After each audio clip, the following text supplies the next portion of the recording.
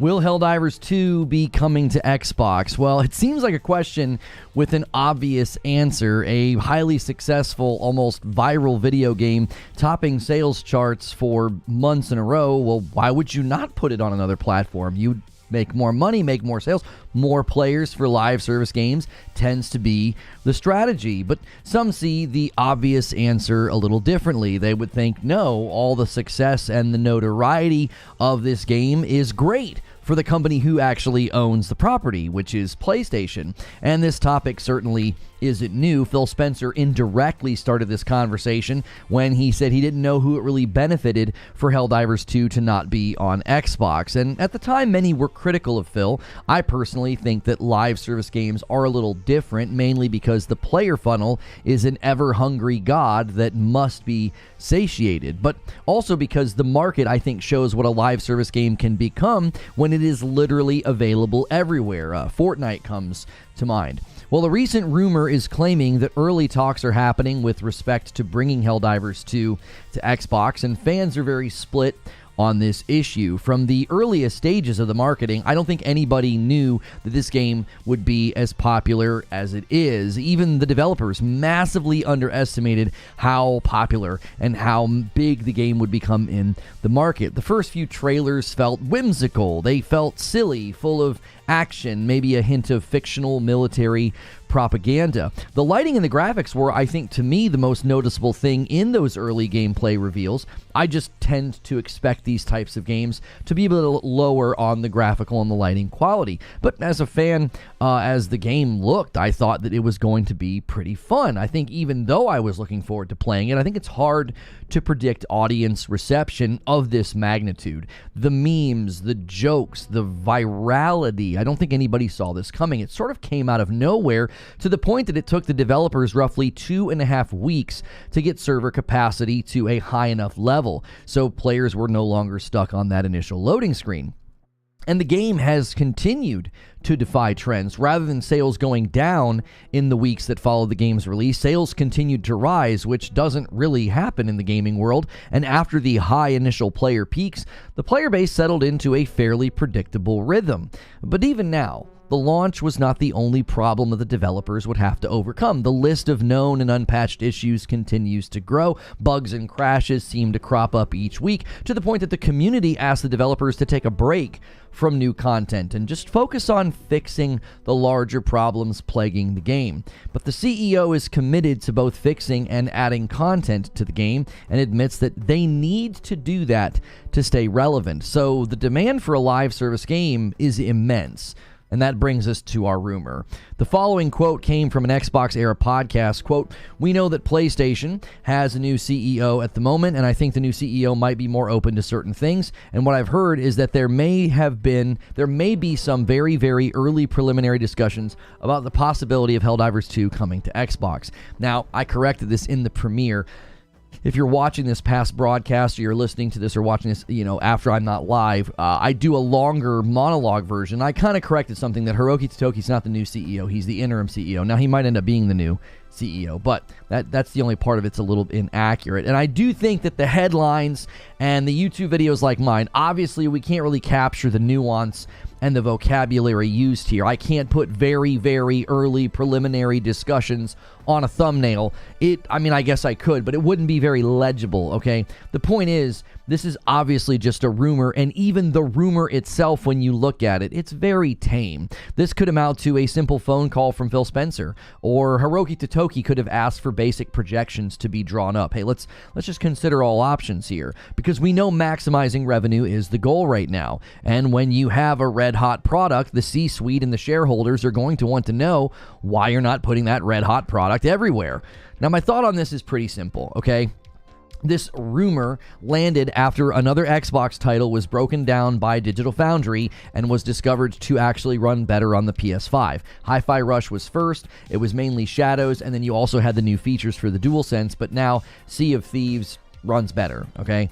And I can't ignore that timing when something like this continues to happen. There's a bad news cycle for Xbox, and then suddenly we have wild rumors about, oh, there's a new console coming in 2026, and oh, there's new hardware coming in. And now the most popular release of the year, Helldivers, it's PlayStation's most popular release of the year.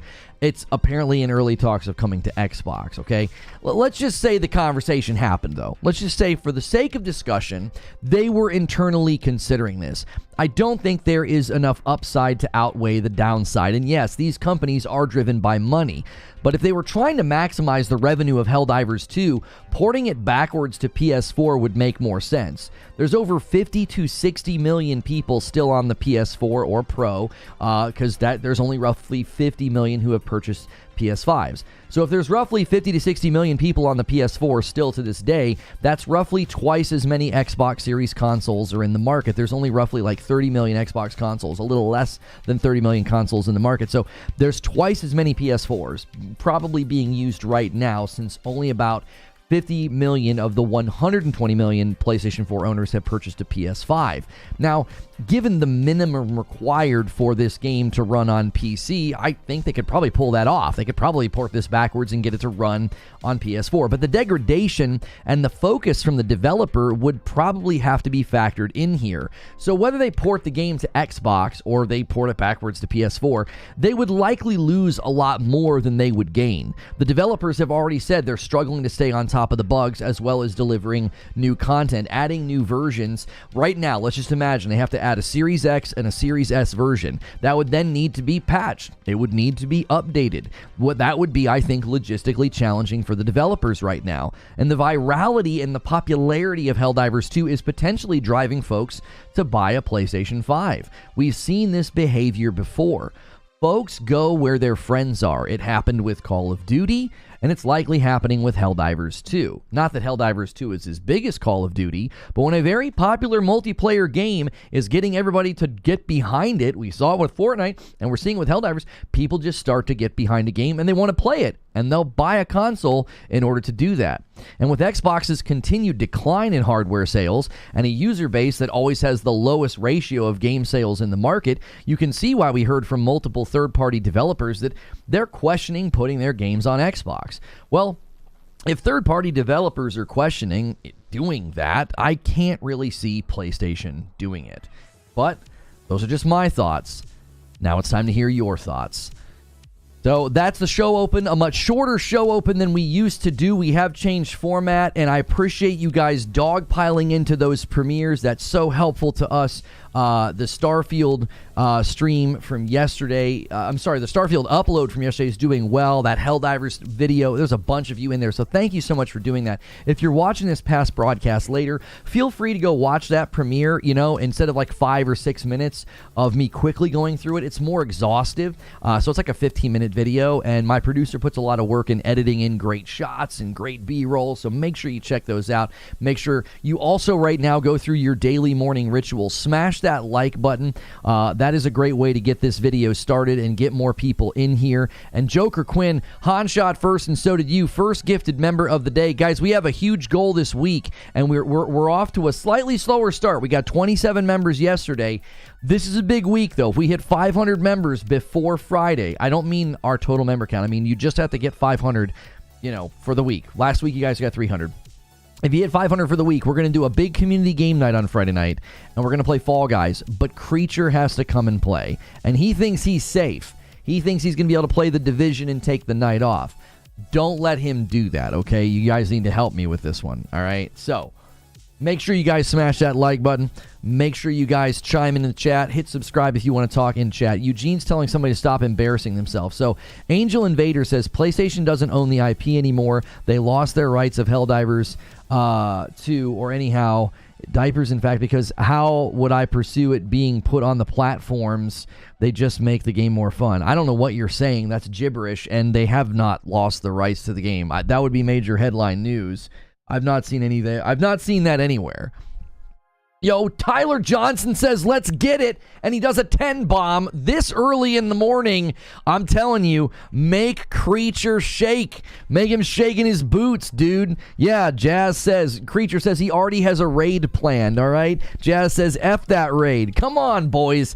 Don't let him off the hook. Tyler Johnson believes we can do it, and so do I. You only need a little over 100 a day. You guys have done way more than that in the past. You guys are monsters. This is nothing. This is light work for you. So essentially more people have a PS4 than an Xbox Series X or S? Yes. Yes. The total number of PS4 sold was like 120 million, and there's only been 50 million PlayStation 5 sold. That means it's easy to predict that about half of the people who own PS4s are still playing them. So roughly, I would say 50 to 60 million people are still rocking a PS4, which means, yeah, there's only like 27 million Xbox Series consoles out in the market. There's like double PS4s probably still actively being used right now, just based on sales numbers. Yo, Cam comes in and does a member plus. I'm counting that as 2. He goes above and beyond. Thank you so much, Cam, for doing that. I appreciate that so much. Brand new member. Welcome on in. Remember, you guys don't have to wait for a gifted member. You can click join. You can pick any member tier, and that will get you into all the content. We made the change. Gifted members get to come to everything now. The Writer's Room, Friday Nights with Madam. There is one stream a week for VIPs on Friday that you don't get to come to, and that is the only thing that we've decided to keep, still continued as like a, hey, you want to upgrade? It's a little bit of a different stream, and we save that one for Friday. The Toki is trying to get those profit margins up if they are able to make a deal, I think around October or November. I don't see it happening that quickly, if at all, Bold Alpha Wolf. If right now you made me theorize, like if you said, okay, let's just say it's gonna happen, when do you think it would happen? It wouldn't be that fast. It would be like a year and a half from now.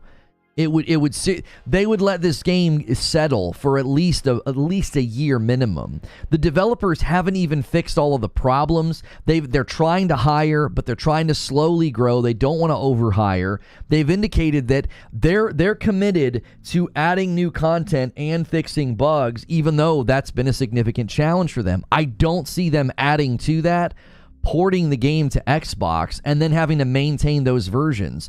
You're gonna port a game to a smaller platform, smaller sales, smaller community, and now all of a sudden they need to get patches and updates as well. I don't see it. I don't see it happening that fast. If there is even a glimmer of hope that this game comes to Xbox, it would be a long time from now. I guarantee minimum of a year from now. They wouldn't do it yet. PlayStation, I guarantee you PlayStation seeing people buy PlayStation 5s for this game. It wouldn't surprise me at all. These are exactly the types of games that people buy a console so they can play with their friends. It happened with Call of Duty. Now, this game's not as big as popular as Call of Duty, but it's standing against all gaming trends. It had been out for 3 weeks, and its sales the sales of the game was continuing to go up. That doesn't happen in the gaming world. That's not a game you just haphazardly throw on another platform, right? I talked to a dev a while ago. Rumors were floating around about Starfield. He said a port takes 6 to 9 months. Yes, but that's when a game is complete and largely okay. I don't even think you're going to see Starfield come to PlayStation that fast, because they're actively fixing Starfield in order to prepare for the DLC. They're actively trying to fix Helldivers. Like, they basically admitted they're struggling to stay in front of the demand for a warbond every month and get in front of bugs and glitches and problems. You're not going to add to that, hey, we need you to port the game to Xbox. It's up to the CEO or Sony. Yeah, PlayStation owns the rights to Helldivers too.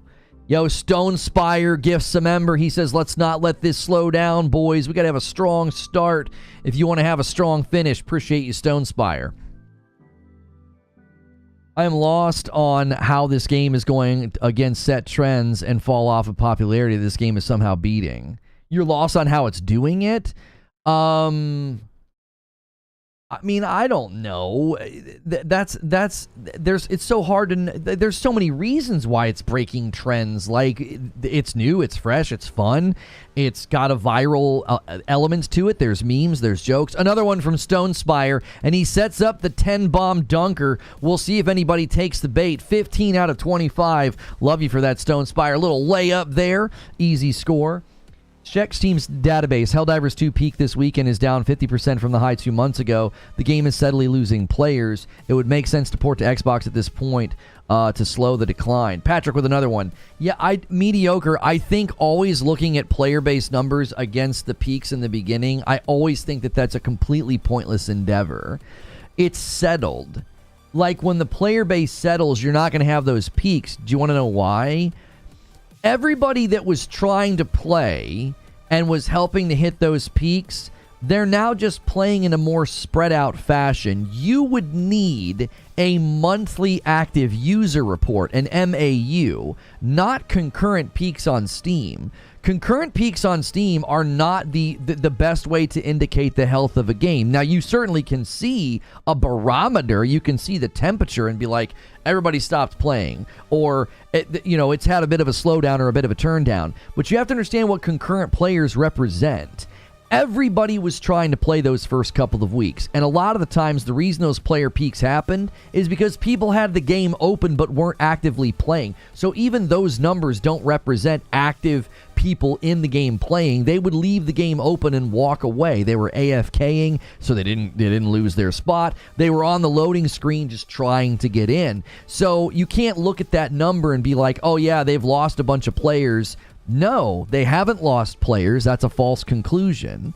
What they've lost is high player peaks, which doesn't mean you've lost players. If everybody's trying to play on Friday, Saturday, and Sunday, and now that things have calmed down, a lot of those players are still playing. They're just playing on a Tuesday. And then maybe the guy that didn't play on Tuesday plays on Wednesday. And maybe there's a guy that doesn't play until Friday. Like, they're all still playing the game. You would need a monthly active user number to get a better representation of, has the player base declined to such a degree that they're like worried and they're like, oh, we got to port the game to Xbox. And I'll be quite honest with you. If you're worried about the player base numbers declining, the last thing you're going to do is spend time porting it to the smallest platform. You'd spend time fixing bugs, fixing glitches, and pushing out new content. You wouldn't do that. Like, that's so reactionary. That would not help. That would make problems worse. The current problems they're facing would be compounded by doing that. That's not the goal of a live service, says Eugene. What did he say the goal of a live service would be? For live service, the goal is to hit new peaks each month. No, that's completely and utterly false. You will not find live service games saying, our goal is to hit new peaks each month. No, their goal is to maintain a healthy player engagement. Their goal is to get healthy and predictable DAU and MAU, daily active users and monthly active users. They want that to be a healthy number. If you're just chasing new peaks every month, first and foremost, that's not realistic. I don't think businesses are sitting in boardrooms saying, we need new player peaks every month, Johnson, because they know that wouldn't work. Have you ever seen a live service game do that outside of the meteoric growth of like Fortnite? Have you ever seen a game do that and maintain that? No, you never have, and you never will. You will never see a live service game come out and then every month have higher peaks. That's contrary to all logic and reason and all of the data we have on how live service games operate. You want to maintain healthy player engagement. That is then predictable for what? Future content, future revenue. You know how much money you're going to be making as a company and as a business. You know how much you can then reinvest. You know what player response is to new content. There is absolutely no way companies are chasing new player peaks every month. That's not an attainable goal. It's not a reasonable goal. I know businesses are all about endless growth. I know. C-suite and shareholders love the idea of infinite growth. They really and truly do. But reality is reality. And there are not live service games that typically do that. Even Fortnite had a slowdown eventually. And Fortnite's growth was absolutely counter to everything we know about how games operate. So if game companies are sitting around thinking, oh, that's the ideal, that's what we need, they're chasing a phantom. That's not reasonable or possible for most games. Even as viral as Helldivers was, Helldivers had basically the moment that you want to have as a developer, and even they've slowed down because that's just reality. That's just how things go. Steam right now, there's over 100,000. Right, and that's called healthy player engagement. If you have a repeated pattern of logins that's predictable, and if your decline in your descent is slow, you can work with that because you can get that number to go up with new content. You can get that number to go up with surprises, and it goes up, and then it goes back down again, and then it goes up, and then it goes back down again. That's what you want. Because then you can analyze and project how new content will be received, how much money is going to be coming in. I do not think Helldivers 2 is coming to Xbox. I have no problem with it coming to Xbox. I was one of the first people to say, sure, throw it over there. I was like, throw it over there. Sure, throw it on Game Pass. Who cares? Just getting more people in the player funnel. It doesn't matter to me. The value proposition of a live service game is not exclusivity. It's there's a bunch of people playing. There's a bunch of things happening. So to me, I don't care. I don't think it's happening. But it wouldn't bother me in the least. It doesn't matter to me. I don't think it would even hurt PlayStation's IP offering that much. They still would have their big, massive titles that they could use, whether it's Spider-Man or God of War or Horizon or The Last of Us. You know what I'm saying? Like, that would be my thought on it, is do they really need Helldivers to be exclusive? I don't think they need it. I think they want it to stay exclusive because it's probably pushing people to buy the console. But they're not like needing it to stay exclusive, because you have to understand, PlayStation didn't project the impact of Helldivers to be what it is. So they're not like, that's why I thought they might be considering it. I really did. I thought, well, they might be considering it because nobody thought this was going to happen. So PlayStation is probably like, I tell you what, you got a bit of a unicorn here. So we should consider putting it elsewhere.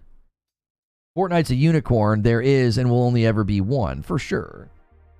This guy kept commenting that Sony sold the Helldivers IP to Arrowhead, but I looked it up and it's false. No, yeah, that's not true. The IP is currently owned by PlayStation. It is. Because if it wasn't owned by PlayStation, the CEO would have commented on this. They would have commented on this. They would have been like, he would have said, no, we're not doing that. Or, all platforms will be considered, or whatever the case may be. But it's not even Arrowhead's call. It isn't. It's not even Arrowhead's call. This is a tricky conversation because there was an article mentioning that Xbox is going the Dune route so players won't feel left out about Helldivers. I was like, that's stupid. What am I reading? I'm not sure what you mean by the Dune route. Fortnite is a commercial. I mean, the DLC is basically paid advertising. Oh yeah, let me put the scene switcher on. If you guys are just tuning in, we've only been streaming for about 22 minutes. A lot of the times I would still be doing my opening monologue, but I'm not. We've changed format. So remember to support that premiere when it hits in the morning. And that's basically now the opening monologue. And then I do a brief recap at the beginning of these live streams. So we appreciate you guys so much supporting those videos and supporting the channel. And I'm going to take a look at some of the comments here now on that video. Stewart says the only way it comes to Xbox is Microsoft makes a deal PlayStation can't refuse. That seems like a dream, though. I mean, that seems like a dream. I don't even know if Xbox would be willing to spend that kind of money. Do you know what I'm saying? Like, would they? One of the first comments on the video comes from Victory. It says, no point in doing exclusives anymore if they do this. This is one of the few tempting games they have for players to jump. I mean, live service games are different, though, right? This isn't God of War or Horizon. You know what I'm saying? Like, I feel like live service games play by different rules. I do. Like, I could imagine a world, even though I don't think this is going to happen, I could imagine a world where PlayStation says, look, nothing's off the table for live service games. If you have a live service game go viral, nothing's off the table. Yeah, the Nintendo Switch 2. That would be on the table. I can imagine a world where Hiroki Totoki sits down with whoever he would be discussing this with, whether it's Herman Hulst or even the CEO of Arrowhead, and being like, all right, listen, let's have a frank conversation here. Like, live service games are different, and your funnel of players will not stay full for forever. there comes a point in time where you've got to either figure out like an exit strategy, end of life, some kind of a content injection, or you've got to put it on other platforms. So there's the Nintendo Switch 2 that we know is coming, and then there's Xbox.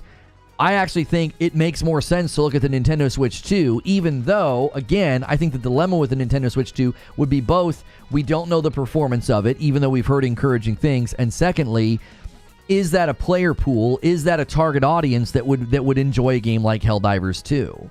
Are they the type that'll sit down and play an online shooter? Now, you'd have to look at maybe the number of people playing Fortnite and try to consider would those people consider playing a game like Helldivers? I just don't know. The people playing Fortnite are probably, of a younger age bracket. If you're playing Fortnite on a Nintendo Switch, the older generation that plays Fortnite likely plays on a console or a PC. This is just my gut instinct on this. I don't have any data to back this up, but my gut instinct would say if you're playing Fortnite on Switch, you're probably the younger generation. And would that generation be drawn to Helldivers? I mean, they might. The game's kind of gone viral, so everybody kind of knows about it. Helldivers is recouping the loss of Foam Stars. Oh, yeah. The most headlines I've seen about Foam Stars is it did not do well. I thought that game had a shot in the Asian market. I really did. I thought, well, the West is going to turn their nose up to this, but the first time you saw trailers for Splatoon, did you think that game was going to be super popular? I don't think anybody saw trailers for Splatoon and thought, well, that's going to be a banger. So I saw Foam Stars as like, I don't know, man. This thing could take off. Well, I don't think that it did. I misfired on that one, but I'd say they had a shot. I think they kind of heard it, honestly. I don't know why they put it on PlayStation Plus. I don't know why they did it the same week at Helldivers. Unless their internal projections are, this thing's going nowhere. Let's just kind of, shuffle this out the door and stop talking about it. But then they spent a bunch of money on tournaments, which may have been Hail Mary efforts to get interest up. I don't know. But, Square Enix is probably none too happy with it. I can't see this happening for a few years. If player numbers were low, it would be different. They honestly have other things to prioritize. That's kind of where I land on it, Scotty B. It's like, okay, I could see in a couple of years where the market potency of Helldivers has settled down and it's no longer impacting console sales, so then you would maybe port it to other platforms. What are your thoughts on 75 to 80% of the players on Helldivers 2 being on Steam? There's no evidence of that. That's been a claim that's been trotted out numerous times, and it's not been backed by any evidence. From the very beginning, every time I've seen that number crunched, it's been like a 50 to 60 break. Like, roughly 50 to 60 are on Steam, and roughly 40 to 50 are on PlayStation. And that suddenly dropped to only 20 to 25% are on PlayStation, and the other 80% are on Steam. I don't know. I'm not surprised that this is coming from someone who typically runs with stuff from that side. Where did you get this information? That sounds like you got this from the same place that we heard this rumor, like podcasts that cover the green side of things. That doesn't seem like a genuine stat. I've never seen that proven. Every time I've seen player breakdowns, every time I've seen how many are in-game right now versus on Steam, I don't know, but if you're going to run non-peak hours, that's not a true test. I've seen guys do this before. They'll pull the Steam numbers at like 7 a.m. Eastern, be like, yep, guess Helldivers is dead. Hotshot's saying right now it's 56-46. Those are the player-based numbers right now. That's non-peak hours, and Hotshot's claiming it's basically, what did I just say? 50 to 60, 40 to 50. We've had claims like this before, and every time we press on them and check them, they turn out to be completely made up. It's about as flimsy as the rumor that it's coming to Xbox, brother. Jazzification with a gifted. Stonespire with a gifted. Taking us to 18. Getting a little solo train going. Thank you guys so much. Man, you guys letting Creature off the hook, man. You're going to let this man off the hook. 500 members on the week, and this man's got to play Fall Guys with us on Friday night. Come on. And it goes to Lushy. Welcome, Lushy. Lushy's been in chat today, contributing to the conversation. Glad to have you. And glad to see you get a gifted. Appreciate that. Jazzification gifts another one and takes us to 19. Thank you so much. And let me put that out here. The scene switcher got me. I was like going to click on something and OBS just switched on me. Do they have the humility to admit it's a BS claim? They'll find another one and then just move to that typically. That's been my experience with people who make bad faith claims. It's okay, I need a trophy from this raid anyway. And another one comes in from Stone Spire and sets up the 5-bomb dunker. 20 out of 25. Nobody took the 10-bomb bait. So Stone Spire's trying again. This man's the killer right now. So about 80,000 players on consoles. Could Xbox do those numbers? It's not a question of could Xbox do those numbers. It's a question of would PlayStation see enough upside to balance out the downsides. Yo, Victor Mayhem with 36 months in a VIP. And Kardak Ren does the 5-bomb and gets us to 25. We are at 52 for the week. 52 for the week. And Joker Quinn is the agent of chaos. Excuse me. I owe... That's weird. It's like talking to myself. I saw myself in the camera. I was like, excuse you. I owe you guys 5 members now. Thank you guys so much. Derek says, I like the idea of more people being able to play a game. This rumor is almost certainly BS. Xbox era and a segment on rumors and a guy saying, well, some are saying. Yeah, it's pretty flimsy. And Joker Quinn with another 5-bomb comes in and takes us to 31. He sets up the 20-bomb agent of chaos. We'll see if anybody takes the bait, Joker Quinn. PlayStation owns the Helldivers IP. PlayStation owns the Helldivers IP. So this would be a PlayStation decision. And as I've said a couple of times, I could see Hiroki Totoki considering it, but I don't see them, if they're putting all things on the scale, I don't think there's enough upside here. I don't.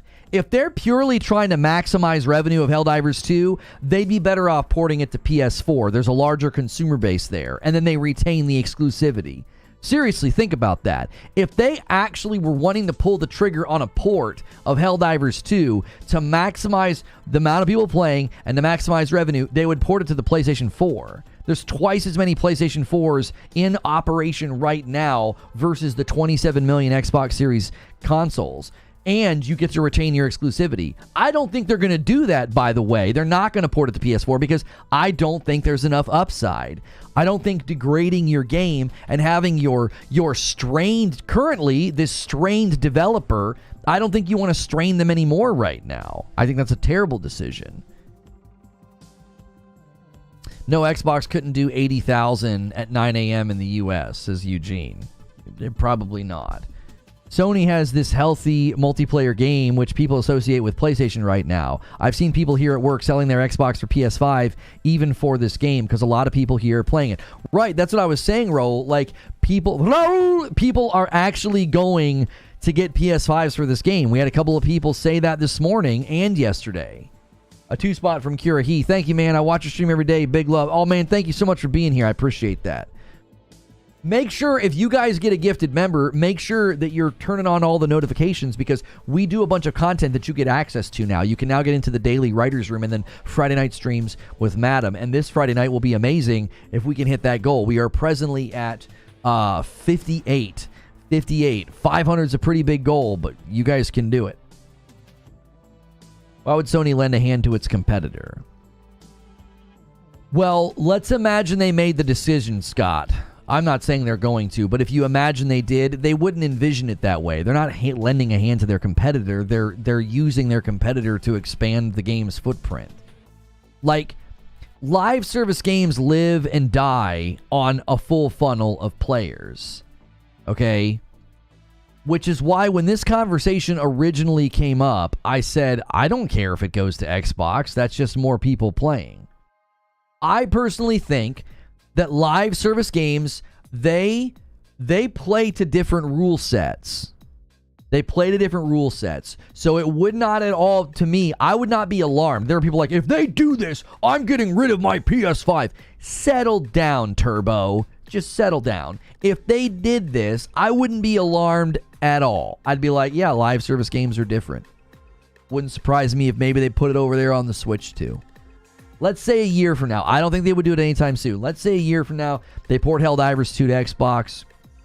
They start putting Helldivers 2 on some of the cloud-based services. They put Helldivers 2 on mobile. They put Helldivers 2 on Switch too. None of that would surprise me. I'd be like, yeah, it's a live service game. Live service games are different. They march to the beat of a different drum. And PlayStation would make exceptions because nobody saw this game being as viral as it is. Now, you got to flip that coin over. The other side of the coin is nobody saw this game being as viral as it is. PlayStation won the lottery. They won the dadgum lottery. Small investment, small studio. They own the IP, and the game has taken off. It's having a moment. They're going to leverage that as long as they can. You want to play Helldivers 2? You got to buy a PlayStation or you got to get it on PC. So you look at the console market, you look at what's happening in the console market, you look at the fact that Xbox's hardware sales are slowing down while PlayStation's are picking up. This is more fuel in that tank. There's two sides to the coin. It's like, well, the game's really viral, let's put it everywhere and make more money. Or the game's really viral, let's keep leveraging this as a fantastic exclusive for our platform. There are two sides to that coin. You have to decide which way you think they're going to go. Like, how much weight. Think about PlayStation's philosophy. If you think about the PlayStation philosophy, I think there's more weight on, we're going to keep this an exclusive. We're going to keep this an exclusive. Like, what, if they weren't considering it, wouldn't they shut down the rumors? I don't think PlayStation sullies themselves by stepping down from their ivory tower because they don't say much. I don't think they come down from that ivory tower to be like, oh yeah, this podcast, this one guy said this very vague thing. That's not happening. I don't think they waste an ounce of time. I don't think they waste an ounce of their market footprint to address this nonsense. I don't think I think that's how they would view it. They'd be like, this is nonsense. No, we're not going to talk about that. We don't address things like that. Now, if Arrowhead owned the IP, Arrowhead CEO would come out and say something. If they owned the IP, he'd be like, no, we're not. That's actually not true. We're not in talks to do that. We're not. He would do a CEO thing. He would say, we're not presently in talks to do that. He'd maybe leave the door open because you just never, ever know what the future holds. CEOs don't speak in very, indefinite language or definite language. They usually will leave the door open just in case. Totoki shut down the Xbox rumors earlier this year. In what are you referring to, Shooter Forever? I'm not familiar with what you're referring to. Kira, he says, the elephant in the room, if they port it, would it come to Game Pass? I think Sony will keep it as an exclusive, but it's a very interesting thing to discuss. They wouldn't put it on Game Pass. No. If you want me to dream up a world where they do this, it would not be on Game Pass. Why? It's not even a full-price game. They'd be like, no, you want to play the dadgum game, buy the dadgum game. They wouldn't do that. It would be bad to hitch their really, really popular game to the wagon of Game Pass would be a significant mistake from a PR perspective. I think that'd be a huge mistake.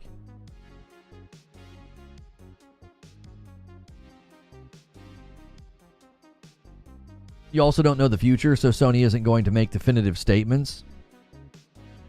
I mean, I didn't claim to know the future. I'm just basing it off of Sony's behavior. I don't think Sony would come out and address a rumor like this.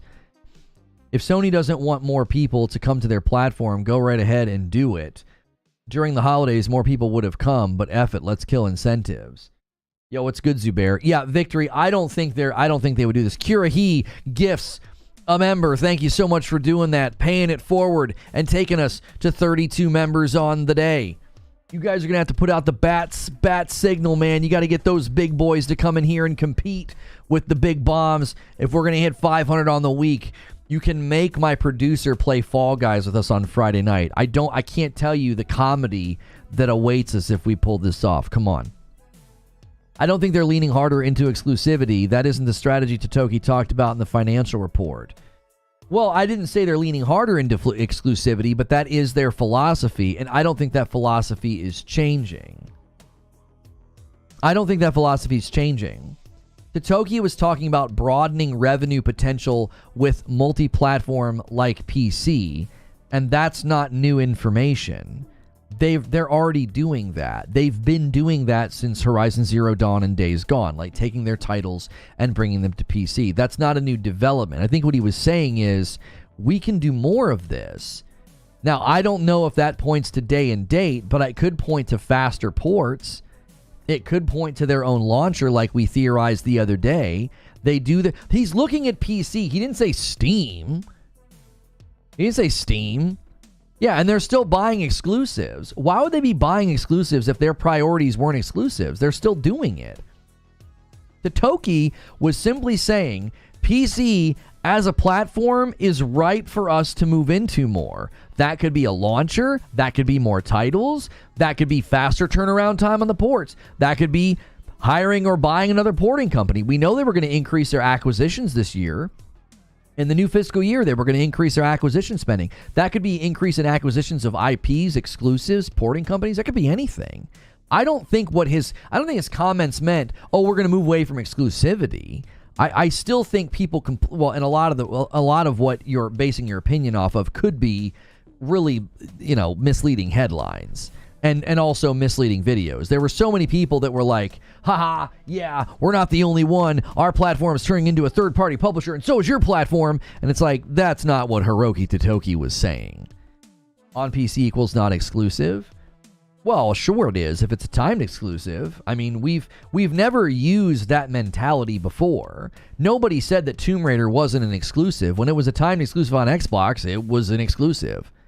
Nobody has ever looked at Starfield and not thought of it as an exclusive. Just because it also launched on PC, it's still an exclusive. To split hairs and get pedantic every time we have this discussion, to be like, well, it's not really an exclusive. It's like, do we have to do this every time? Do we have to waste airtime, oxygen, energy, and breath to be like, yes, you're correct. It's actually a console exclusive or a timed exclusive. Can we just not do that?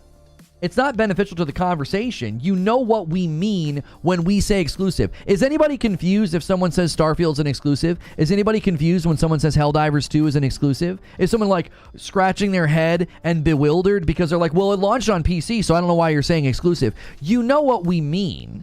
Context defines the meaning of the word.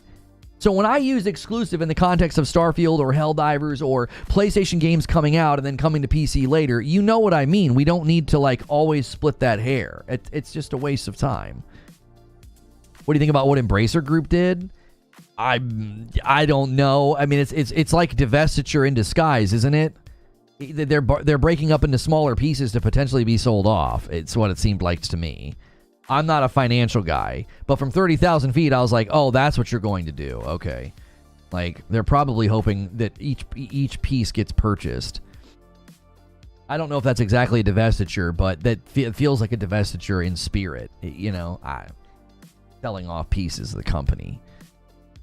But I think divestiture is something that you're typically required to do or you do to satisfy regulators, so I might not be using the right term. But that's what it felt like to me. It's like, yeah, they're just shrinking down into pieces so they can be sold off.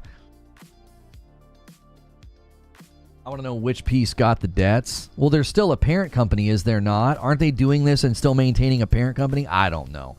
I don't know enough to speak on that, and that's not today's topic. That just seemed like that's what they were trying to do. That's my quick answer. Yo, what's good, Feed? I see you in the chat. Can we say exclusives are dead? No, we can't say exclusives are dead. Like, here's what I think continues to happen. The conversation is always poisoned with falsehood because one side's unhappy. So it's like, well, exclusives are bad and exclusives are going away. Why? Why? What evidence do you see of that? Oh, one side's abandoning it and one side's now running with a mantra that exclusives are bad? Okay. Well, for the first 4 years of this generation, no one was saying that. Phil Spencer himself wasn't saying that. So because he suddenly changed his tune, we're all supposed to be like, yep, you're right. Suddenly, on a dime, exclusives are bad and exclusives are going away, except for the fact that PlayStation's continuing to do them and Nintendo is continuing to do them. I don't really understand where this is coming from, but we've regularly had to do this. It's like one side has abandoned the traditional format of investing in first party and investing in exclusives and investing in hardware innovation. Like, that's one of the reasons Nintendo is where they're at. They're one of the first consoles. They are the first console to create a thumbstick, okay, with the Nintendo 64. They were one of the first to do motion controls with the Nintendo Wii. And then they were the first to pioneer, a portable console gaming, right? So, and they have heavily invest in their IP. They heavily invest in their first party. And Sony's been doing the same thing. You got PSVR 2, you got the PlayStation Portal, you got acquisitions, you got investments in things like Helldivers 2, you have investments in growth in like Insomniac and Guerrilla and Santa Monica.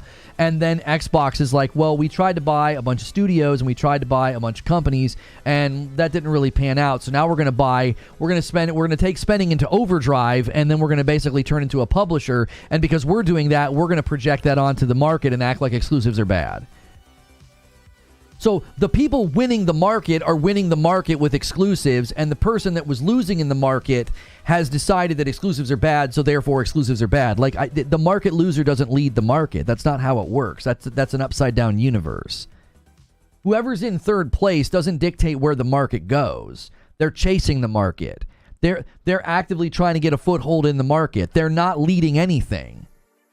So, using their mantra, their outlook, their talking points, to me, it just seems silly. It's like, why do you do that? Slam Xbox as this one-side naysayer? I'm not slamming Xbox. I'm explaining what happened. They're in third place. That's a fact. They spent a bunch of money on companies. Didn't pan out. That's a fact. They just put spending into overdrive and are leaning more into being a publisher. That's a fact. How is that slamming them? They're not leading the industry. They're not saying, here's the way to success. Nintendo and PlayStation are leading the industry. Why would Nintendo and PlayStation abandon what's working for them? Now, that doesn't mean that PlayStation's not trying to maximize their revenue by saying, well, let's bring our things to PC. But that doesn't mean they're abandoning exclusivity. I'm not making exclusives are a bad argument, just that it's going away. Again, I don't see any evidence of that. I don't see the future of the market, one where Nintendo and PlayStation abandon exclusivity. I don't see that. You can't make a compelling argument that exclusives are going away when the two market leaders continue to do them. It doesn't make any sense. If you want to compel me that something is going to happen, you have to make a better argument than the market losers doing it. That's not a compelling argument. That's not convincing. It isn't. It would be like saying, well, yeah, McDonald's is going to stop doing X, Y, and Z because, Wendy's started doing this. And it's like McDonald's is the global dominant leader in fast food. They're not going to copy or feel like they have to change or stop doing something simply because another company has. Now, you can certainly have market disruption, right? You could have market disruption and a company comes in and just absolutely changes everything. Sean Layden has said Sony will eventually do it. Sean Layden's commentary has to be taken in context, though, because he didn't say that full sale, oh yeah, exclusives are going to absolutely go away. He said multiple things. He said things that indicate the power of them and why they work. And if you take one quote and act like, yeah, Sean Layden said this is totally happening. It wouldn't surprise me at all, and I've said this about the PlayStation 6 era, that by the time we get to the PlayStation 6 era, you are seeing more day and date on PC. But I don't think that's every title because developers aren't logistically set up for it. They're not. Logistically, they're not set up to develop for PC and PlayStation. And you have a company like Nixxes that does a phenomenal job. So I don't think that exclusives are going away. He said that the bigger thing is cost versus risk. Right.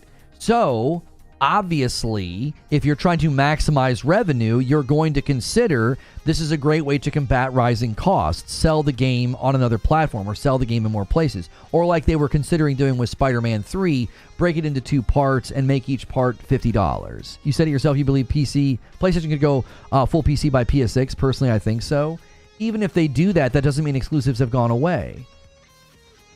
Your reasoning is not sound. It's flawed reasoning. Let's say that PlayStation goes day and date on PC in the PS6 era. Did anybody say that Starfield wasn't an exclusive? Did you say that? Were you at least consistent? Were you consistent? Did you say Starfield's not an exclusive? Did you say that? Did you say that Halo Infinite wasn't an exclusive? Did you say that Forza Horizon was not an exclusive? Did you say that? Because these Xbox is doing PC day and date releases for a while. And were you out here saying that Starfield wasn't an exclusive? So if PlayStation turns into that strategy by the time we get to the PS6 era, that doesn't suddenly mean they're not exclusives, because they're not landing on Nintendo, they're not landing on Xbox, they're still a PlayStation exclusive. And a non-competitive space, they're not competing with PC, gets the game, that's not them abandoning exclusivity. If it's no longer on one platform, then it is no longer exclusive by definition. It is multi-platform. I guarantee I would put $1,000 on the table that anybody talking like that, you've not been consistent. Guaranteed. I guarantee it that you haven't been consistent, that you didn't refer to Starfield in this way, you didn't refer to Redfall in this way, you didn't refer to Halo Infinite in this way. Nobody was calling those games multi-platform. They were referred to as Xbox exclusives. And if you stayed that consistent this entire time, good for you, nobody cares. Nobody cares if you were pedantic about the word exclusive for the last 4 years, because we all know what it means. Like, we all know what it means when someone said that Starfield wasn't exclusive. If you want to straighten your glasses and say, but it's not really an exclusive, it's a multi-platform, you just make yourself uninteresting to talk to, because that's not a worthy discussion to have. There's no substance to it. It doesn't mean anything. It's like, okay, so it's a console exclusive. Congratulations, you got me to use an extra word. It still conveys the same thing. It's an exclusive to that brand. It's not touching other brands. It's not on Nintendo. It's not on Xbox. Like, it's still an exclusive. The word still works because it's exclusive to that brand. Like, if you want that credit and you want that badge that, like, I never referred to Starfield as an exclusive, good for you. The lion's share of the community has not been consistent on this. Nobody said this. Nobody postured this. Nobody argued this. Now, sure, there might have been really hardcore ponies that argued Xbox doesn't get exclusives anymore. They're always PC day and date. And you know they're trolling, and you know they're arguing in bad faith because they're farming clicks and they're having fun. They're not being serious. They're not being intellectual, reasonable, or well articulated. They're just trolling for clicks. If there were ponies out there saying that, sure. I've always thought if it's exclusive to a console, it's an exclusive. Helldivers 2 is an exclusive as much as Starfield is an exclusive, because you got to go to that brand to get it. And if you're like, well, I don't have to on PC. Yeah, PC's not a brand. It's a platform. It's an open platform. You're not going to a brand. And funny enough, you're still giving the brand your money. You're still giving Xbox your money when you go to Steam. You're just giving 30% to Steam because they're the platform.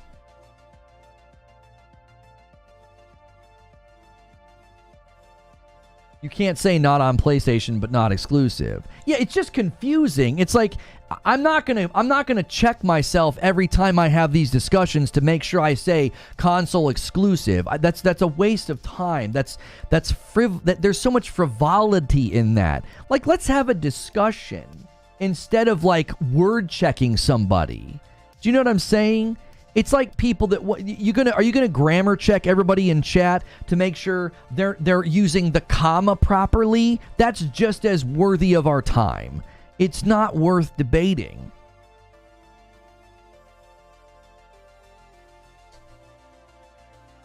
The question would be, with a live service game, does PlayStation see different rules for a PlayStation exclusive live service game?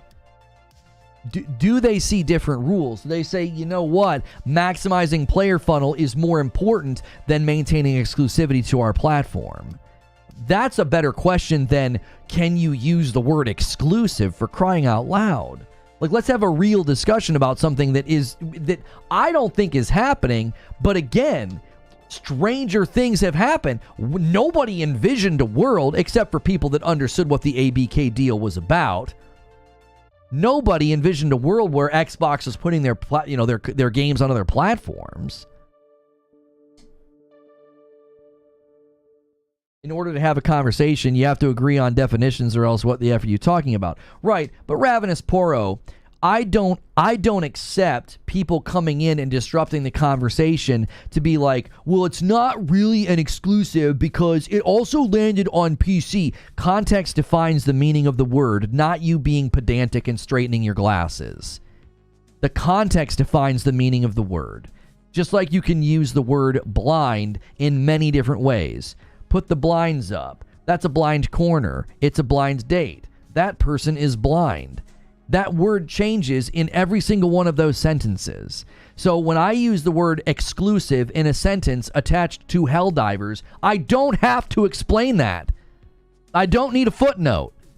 I don't need an asterisk. You know what I mean. And if you don't know what I mean, you're being willfully ignorant. Everybody knows what we mean when we call Starfield an exclusive. No one's like, huh? What do you mean? Everybody knows what we're talking about because the context defines the word. This is like English language 101. This is language 101. This isn't even English. This is just how you study language. If you're studying some other language and you're like, what does this word mean? You would study the surrounding context to decide what it means. And when someone refers to Helldivers an exclusive, you know the surrounding context of that game. You know exactly what that person means.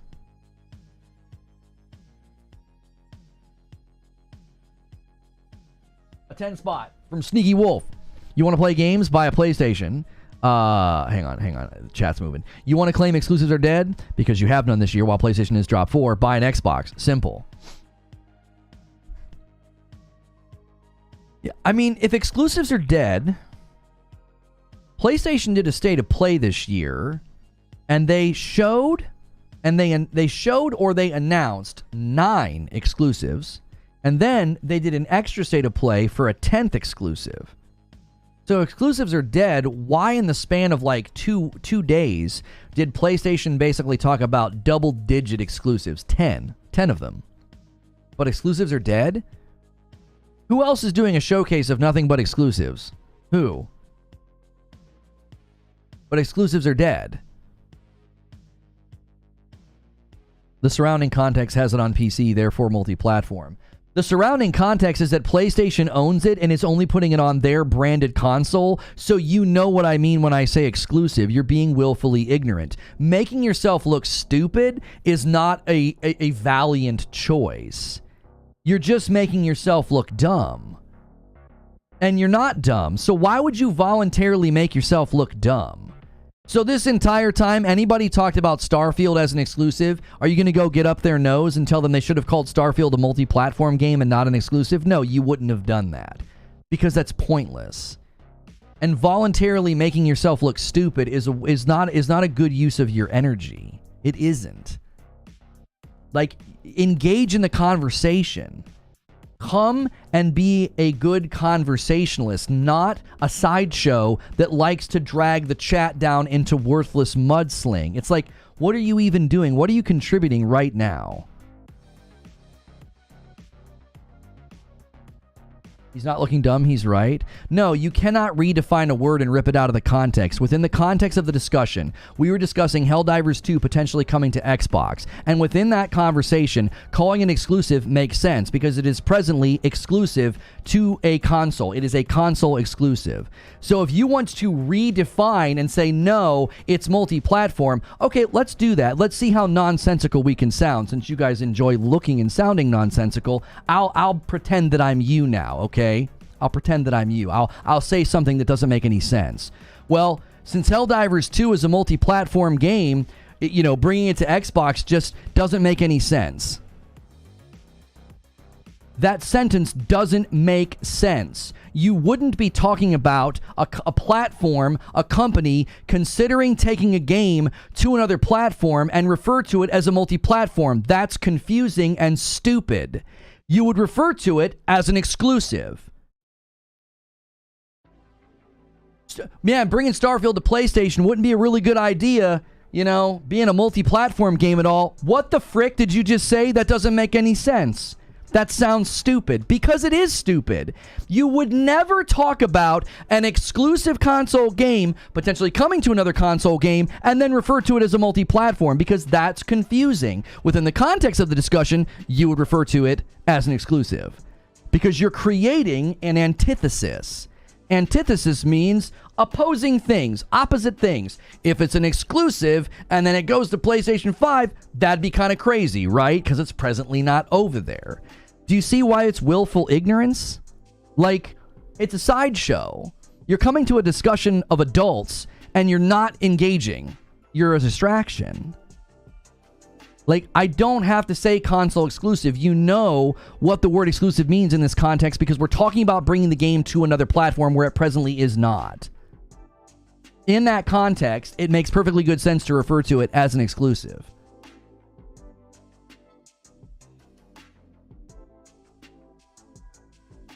Like, you're choosing to sound and behave in a dumb way, and it's just a huge distraction to the conversation. There's all these people here engaging like adults, and you're choosing not to. Bold Alpha Wolf with the 5 spot. It was PlayStation during the FTC trial damning exclusivity, not Xbox. People need to stop perpetuating the false narrative on Xbox. That's coming from PlayStation. That's simply untrue. PlayStation did not damn exclusivity in the FTC trial. That is a complete and utterly false and unsubstantiated statement.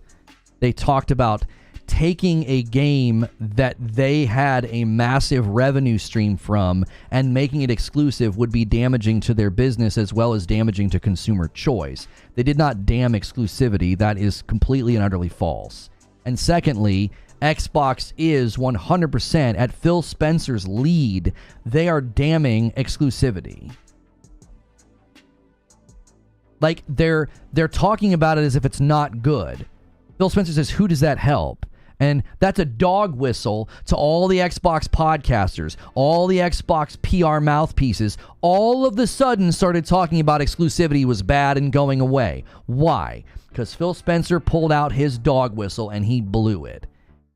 All of his loyal little PR mouthpieces were like, oh, gotcha, Phil. Exclusives are bad now. 7 months ago, you did an interview with Xbox on podcast and said exclusivity is a part of the business and their marketing beats for the platforms. Oh, and you also justified these acquisitions to your audience by getting more games to put them where Game Pass lives, indicating exclusivity. But yeah, now exclusives are bad. The exclusives are bad mantra, the exclusives are bad talking points came from Phil, which then trickled out into all of the astroturfing platforms that are out there. The platforms that get warned about bad Xbox news so they can soften the blow. Kyle Wilkerson with 23 months in a VIP. That makes it sound as if they were damning exclusivity to me, regardless of context of if that's what it sounded like to me. I'm not sure what you're saying, Severin. There is not a single shred of evidence or documentation or email or testimony during the FTC trial that PlayStation walked in the room and said exclusivity was bad. That never happened. There's not a single comment from Jim Ryan. There's nothing from PlayStation's side during the trial that's like, yeah, we think exclusives are bad. That's not at all what they said. They were standing for their business and revenue stream and the choice of the consumer being threatened. That's what they went in there and talked about. Xbox said that we'll treat exclusivity exactly how PlayStation does, and what did PlayStation say to that? That's not what Xbox said. You're doing paraphrasing, and you're also poorly paraphrasing. That was not what was stated. Yo, what's good, P-Dub H-Town? Ghost in the Garage Gaming with 12 months and a VIP. That's a whole year. He says, funny how exclusives are bad when you don't have very many of them and when your platform is failing. Just saying.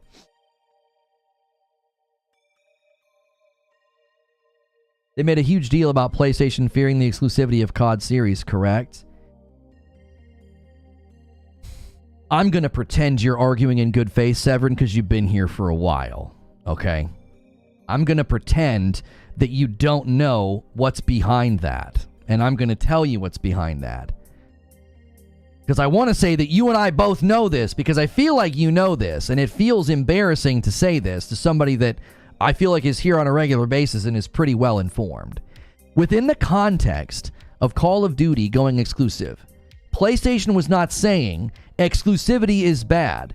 They were saying taking an existing revenue stream and an existing consumer base and disrupting that is bad for the consumer. It's anti-competitive.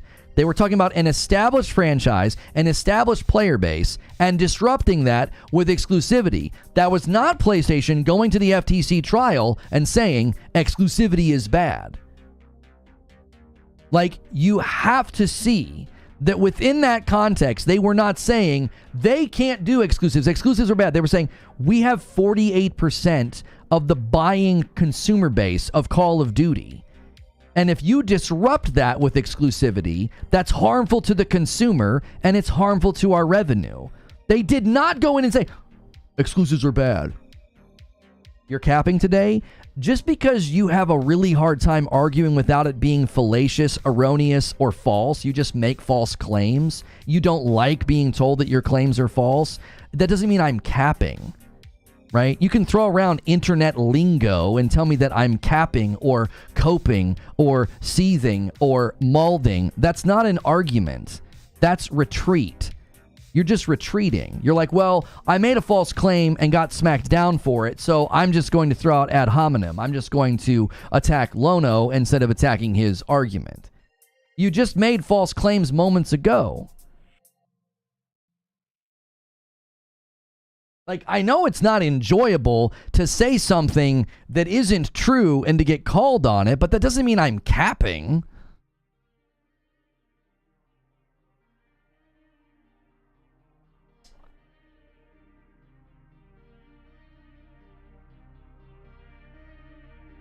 If you say capping, we can't have a conversation. If PlayStation suddenly decides to put their games on PC day and date, and let's also say that they decide Helldivers 2 should be on Xbox and Nintendo Switch 2 in a year and a half, right? Let's say they wait a while, they want the devs to settle. Let's say they do all of that, okay? If they do all of that, even if they do that, I don't think any of that means that exclusives, I'll say console exclusives, so no one gets their SpongeBob underwear twisted up, okay? I want you guys to be able to sit comfortably. I will say console exclusive for the remainder of this stream so that everybody can stay seated and not give themselves a wedgie from freaking out, okay? I don't think that means PlayStation moves away from console exclusives. I don't. Because I think moving into PC is something they've shown evidence for while staying committed to console exclusives. If they make the exception for Helldivers 2, I still don't think that's a sign they're moving away from console exclusivity, because live service games are different. Live service games are not the same. Yes, you win. Yes. If you want to celebrate that victory, Devil Shooter, then you need the victory more than I do. If that's a victory, okay. Jiminy Christmas. Smoking Gun, what about when PlayStation had exclusive perks?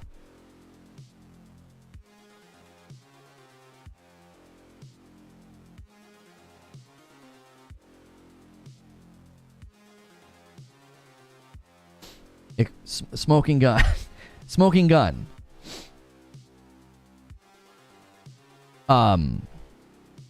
Yeah, they did exclusives with Destiny. They did exclusives with Call of Duty. Why do you think that's a smoking gun?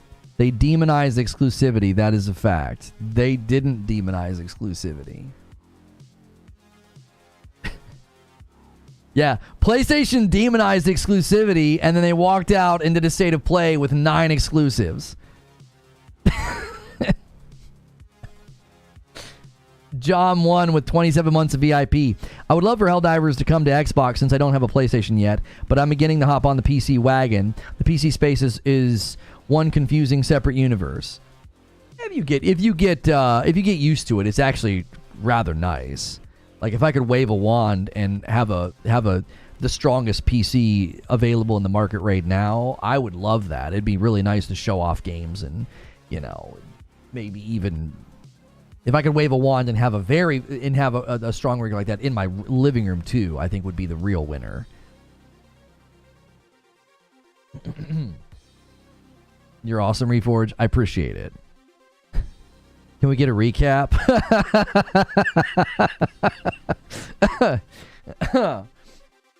Did they maybe demonize exclusives? They're left out of more than exclusives in general? Yeah, I don't know. I have not seen any evidence of PlayStation demonizing exclusives. I don't. They went to a trial and they specifically talked about that game is firmly established in our ecosystem. We have a massive amount of consumers that buy that game with us. If taking that from us would be damaging to our business and damaging to consumer choice. That's they are talking within the context of taking an established franchise and taking it away. They were not talking about exclusivity because they do exclusivity all of the time. I think that's the point here. They have concerns when exclusivity can be leveraged against them when the reality is that's their whole game plan. But even then, Severin, that's called a false equivalency. It's a false equivalency to talk about Helldivers 2, an IP that Sony procured the rights to that up to now was only on PlayStation and PC, and they basically funded and published the sequel, guess what, on PlayStation and PC.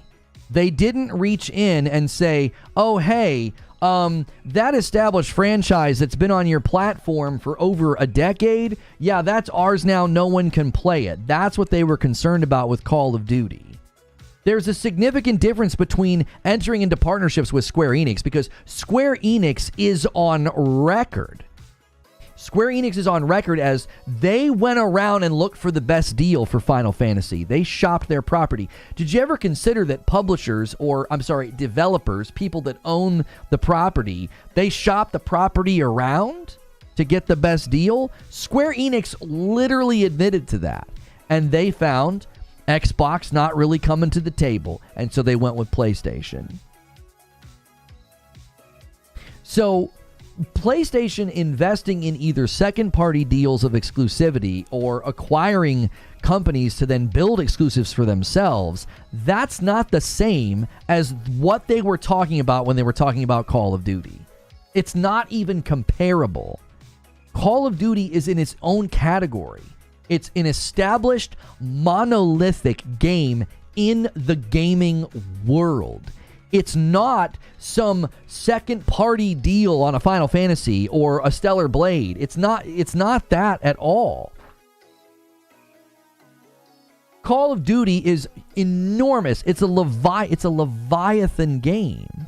And they were saying, you can't disrupt the consumer base of this game and the revenue streams of this game. You can't do that. That's not the same as being like, when Phil Spencer says, I don't know who it helps that Helldivers 2 isn't on Xbox.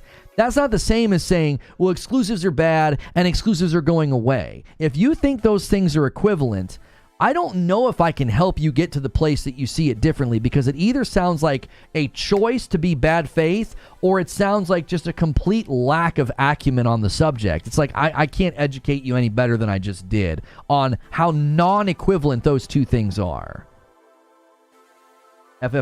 Final Fantasy VII Rebirth was a flop. Yes, if you believe headlines and people who are misrepresenting the sales charts, sure, it's a flop. People are ignoring the bundle, and people are... I don't even want to talk about that. That's just more nonsense from people who lie. Why do you continue to believe people who lie? I don't get it at all. People caught in lie after lie after lie, and yet you'll still run with it. These outlets that it's unbelievable to me. Unbelievable. Final Fantasy VII Rebirth was a flop.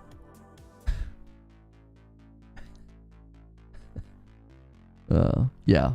Falsely representing sales and sales charts really is a great argument that it would have done better on Xbox. Sure.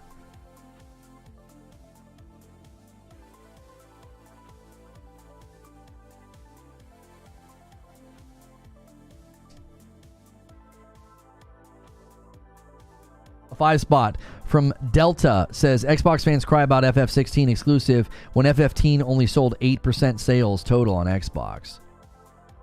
Yeah, but FF7 Rebirth is a flop, and it would have been saved by the Xbox crowd. It was a flop by Final Fantasy standards. Amazing. Are you a C-suite at Square Enix? Are you a shareholder? You speak for them? You know what they consider a success or a flop? Because what's really weird is the same dishonest habitual liars that said that Final Fantasy 16 was a flop. The same people that misrepresented, a quote about high targets. They did the same thing, and then Square Enix came out and said they were completely satisfied and happy with the sales of that game. You're going to the same liars, you're going to the same spinsters that did the same thing with Final Fantasy 16, and you're believing them. They're just lying to you. They're lying to you. They're not telling you the truth. They have proven themselves to not be truth tellers. They misrepresent the facts. They did the same thing with FF16, and they're doing it again. It's like everybody just gets Men in Black. Bing! I forgot that they did this before.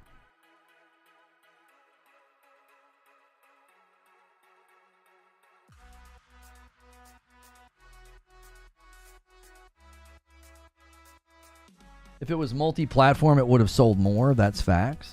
Well, sure, but then you deal with elongated project. You deal with an elongated project. You deal with a game taking longer to come to market. That's higher cost, which then means even if you got more sales, that doesn't mean you got more profit. We've been through this before, and I swear to you, I got clipped and made fun of for this because people quite literally aren't educated. Increasing the cost of a game's project so that you can sell it to more people does not automatically equal more profit. And the fact that that sentence makes blood come out of somebody's nose and they make a video calling me stupid, like, they probably should just go to community college and get a basic education on business. Just increasing your potential market of sales does not equal more profit when you're increasing the budget. They probably don't even understand what a profit margin is. A lot of these people confuse revenue with profit, which is also always embarrassing when it happens. They don't know what the difference is. So there's just an assumption that, well, if we sell it to more people, we will automatically make more money. Yes, that's just a wonderful display of business acumen.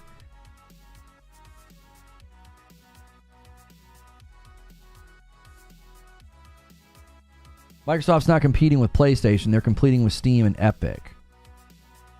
I don't even think Microsoft's competing with Steam and Epic. Microsoft's competing with Amazon and Google. They're racing to have the biggest ecosystem cloud footprint, and they also want to be one of the biggest publishers. They're not like Epic and Steam aren't like mainstay publishers. I mean, Epic has Fortnite, but Epic's not out here like publishing games. Epic is trying to be a platform, and they're also trying to create their own like Roblox universe within Fortnite. Like, I don't think Microsoft's looking at Epic like we got to compete with Epic and Steam. Microsoft is looking at the major players who are going to try to enter into the cloud space, who are going to try to enter into like having a gaming ecosystem space, and it's not Epic and Steam. They're looking at Amazon and Google. Microsoft's a major global player that, like, Xbox is like this tiny little aspect of their business that they're trying to leverage to maintain relevancy in the market beyond just, competing against other console owners.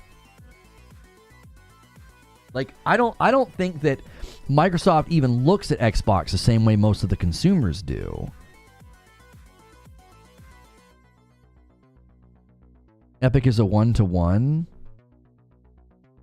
Oh, is a 1 of 1? I'm not sure what you mean, Zubair. Exclusivity will always exist in a consumer market. You can't have this fake altruistic marketplace where everything is everywhere and it's affordable for all. It doesn't exist now and it never will.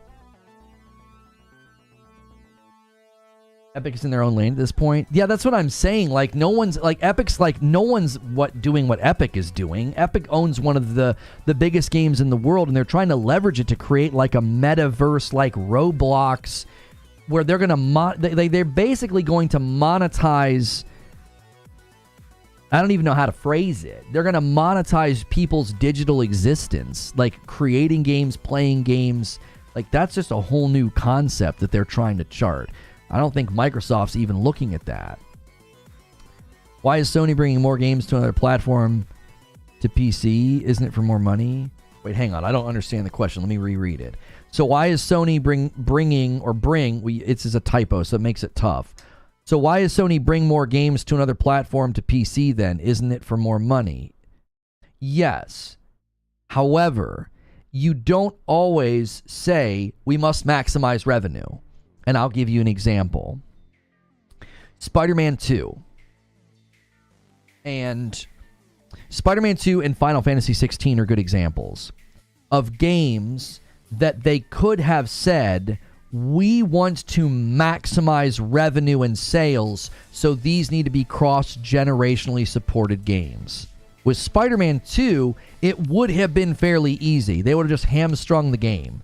They wouldn't have done the instantaneous loading. They wouldn't even have looked into it. They wouldn't have done the way that you travel throughout the city, with the wingsuit and the instantaneous loading of assets and AI and enemies and buildings and the reflections. They wouldn't have invested in a lot of that next gen stuff. Why? Because they would have been busy building a game to ensure that it runs on the PlayStation 4.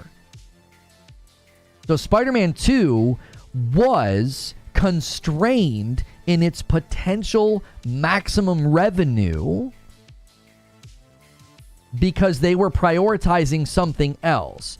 So same could be said with Final Fantasy 16. Same could be said with Helldivers 2.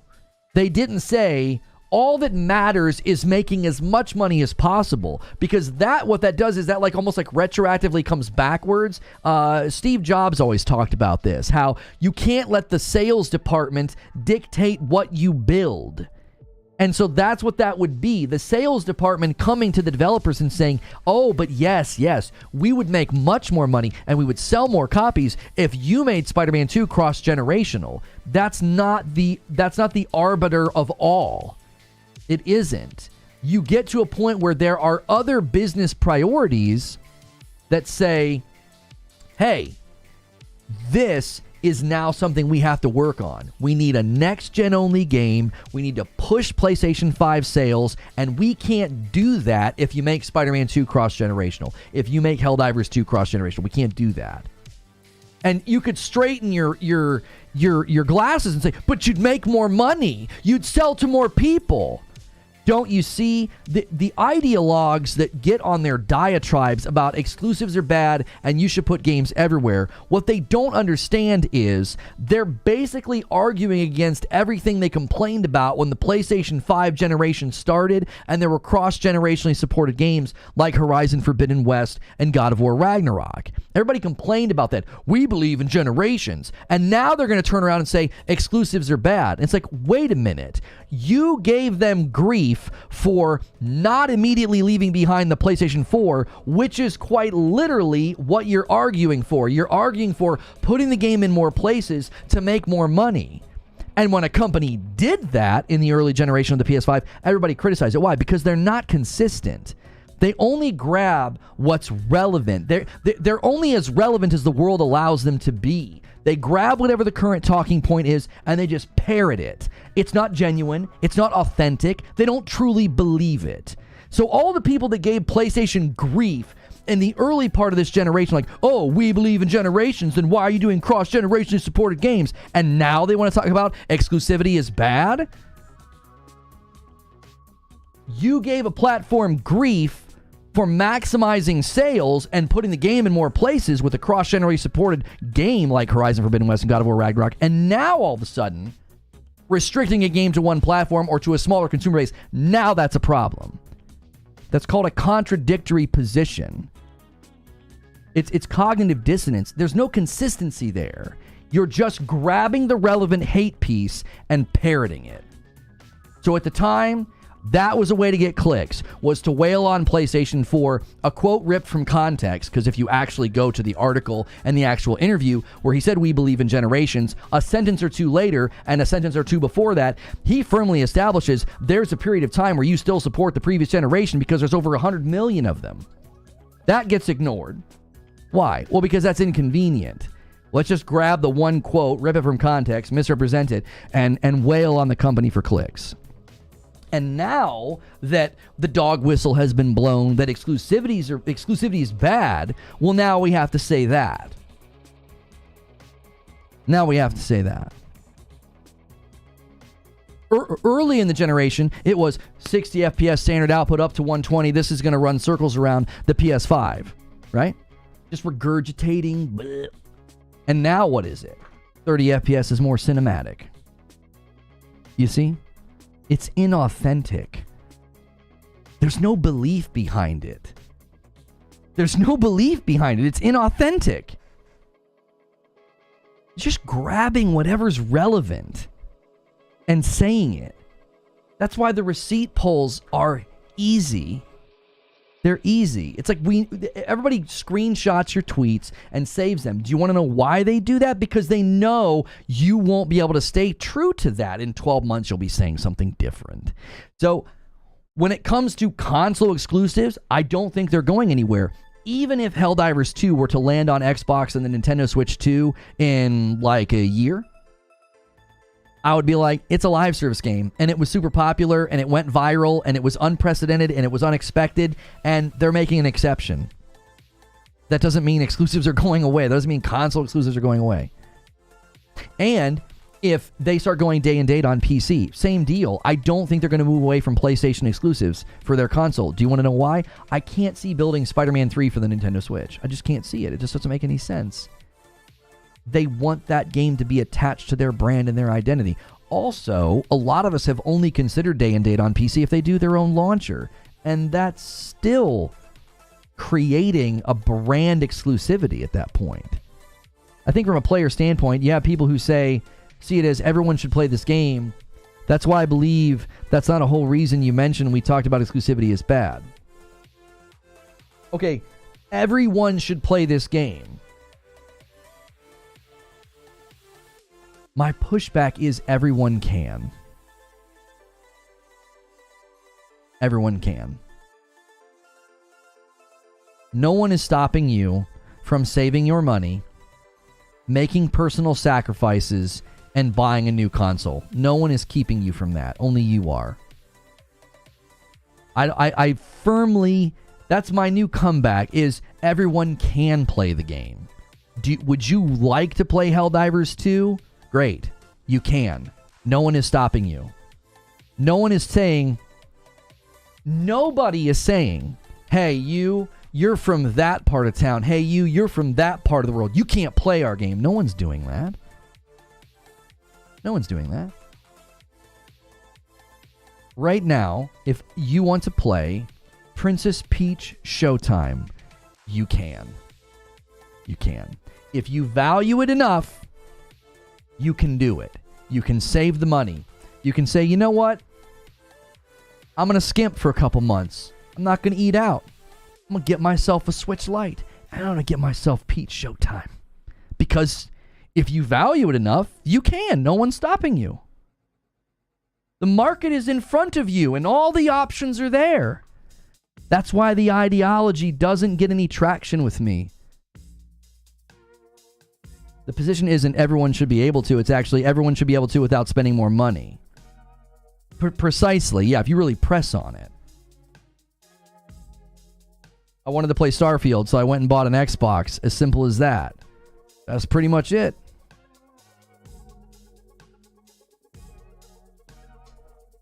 I mean, what are you going to say to me? No, you can't share links in chat. What are you going to say to me if I only own a PlayStation 5 and I wanted to play Starfield? What would you say to me? You got to go where the game is, man. You got to get an Xbox or a PC. I shouldn't have to do that.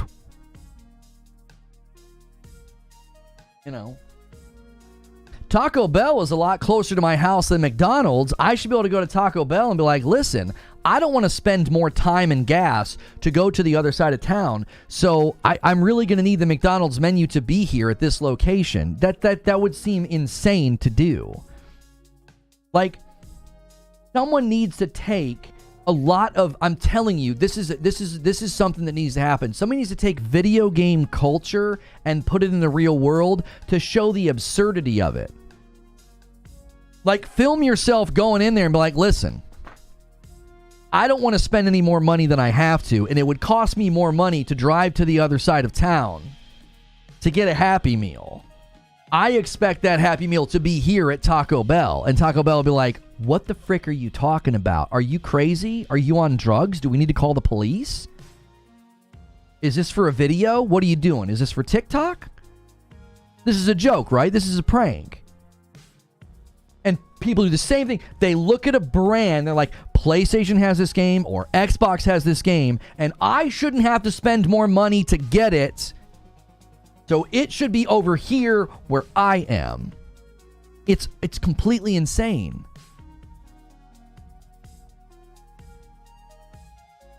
It's insane behavior. It's like, what in the world?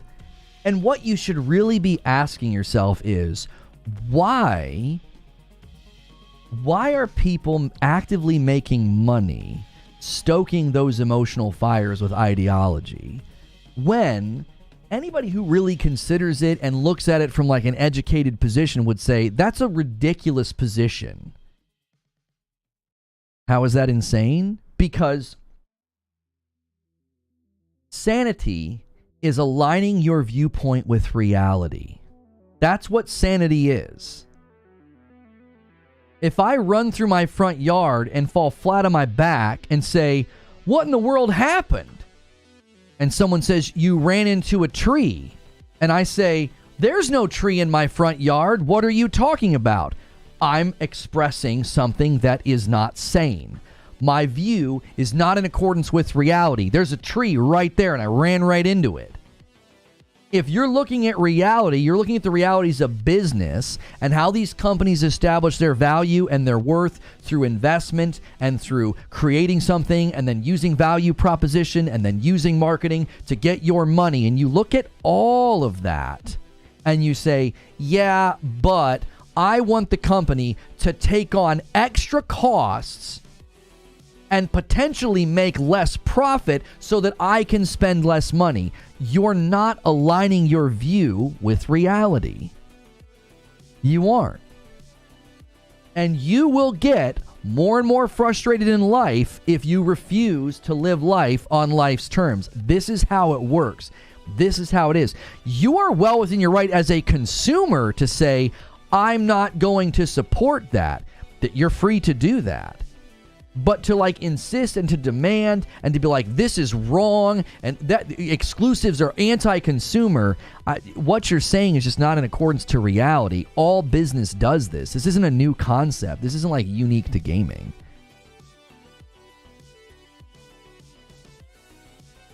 We were not talking about what is. We were talking about where people would prefer to play games. The companies making money is not our problem. But we are talking about what is. These are objective realities. A company is not going to say, oh, we're going to incur extra costs so that people currently not giving us money can then spend less money. You're not their customer. You're probably not even their target audience. Costco buys exclusive models electronics for their members. Go there and demand that they sell their products to you without their membership. It's literally the Costco model. Right, that's another example of like a company establishes value, and if you want the value, you got to go to them. You got to give them your money to get it. Guitar Center and Sweetwater have exclusive guitars. It's exclusives all the way down. That's exactly right. That's exactly right. That's how you get people to come to your place of business. You create something that is uniquely yours. If every single fast food joint was identical, why would you go there? Would you really want to go to some place that like literally makes everything? Don't you think that like Who was it that made that joke? Was it Will Ferrell? In Comedians in Cars Getting Coffee, so one of the guests said, I like when the menu has so many different types of food because you know all that food's going to be really good. And you could tell by the expression on his face and the tone of his voice what he was indicating. When a restaurant doesn't have a core competency and it's making all these random different things, like they have spaghetti and they have fish and then they have, Mexican, and they have all the different, food types, you know that the quality is probably going to go down. Like, you know that. Like, that wouldn't be good. You wouldn't want that.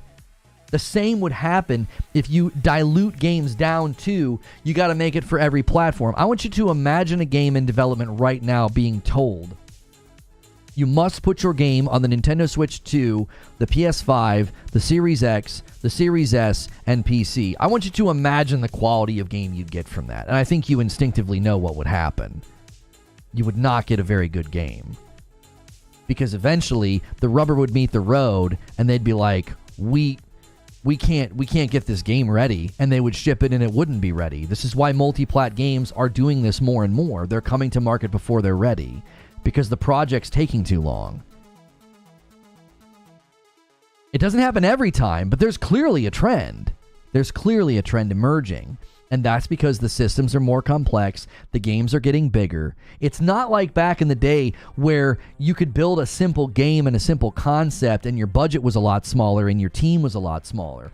Games now aren't even, it's like comparing Mount Everest to a playground. The size and scope of games compared to what we used to play, it's astronomically different. And every single time, there's probably a mathematical principle here. Every single time a game decides to do something new or innovative or add a new system or add a new area, there's a compounding effect. Everything behind it also then is affected by that. If you want to do something new with the graphics or new with the enemy AI or new with the skill tree or the world building, or you want to add some cool wind effect, that's always going to create a ripple effect backwards over the game of it compounds all of the things they're trying to do. They're trying to do all of that, and you're also like, yeah, but we'd also like you to build this for multiple platforms and multiple hardware configurations, and also you're going to have to downgrade and take some things out because this thing's not as strong as this thing. That thing actually uses different architecture. Oh, and this thing over here, yeah, it has less memory. Like, that is, I think, an unreasonable expectation.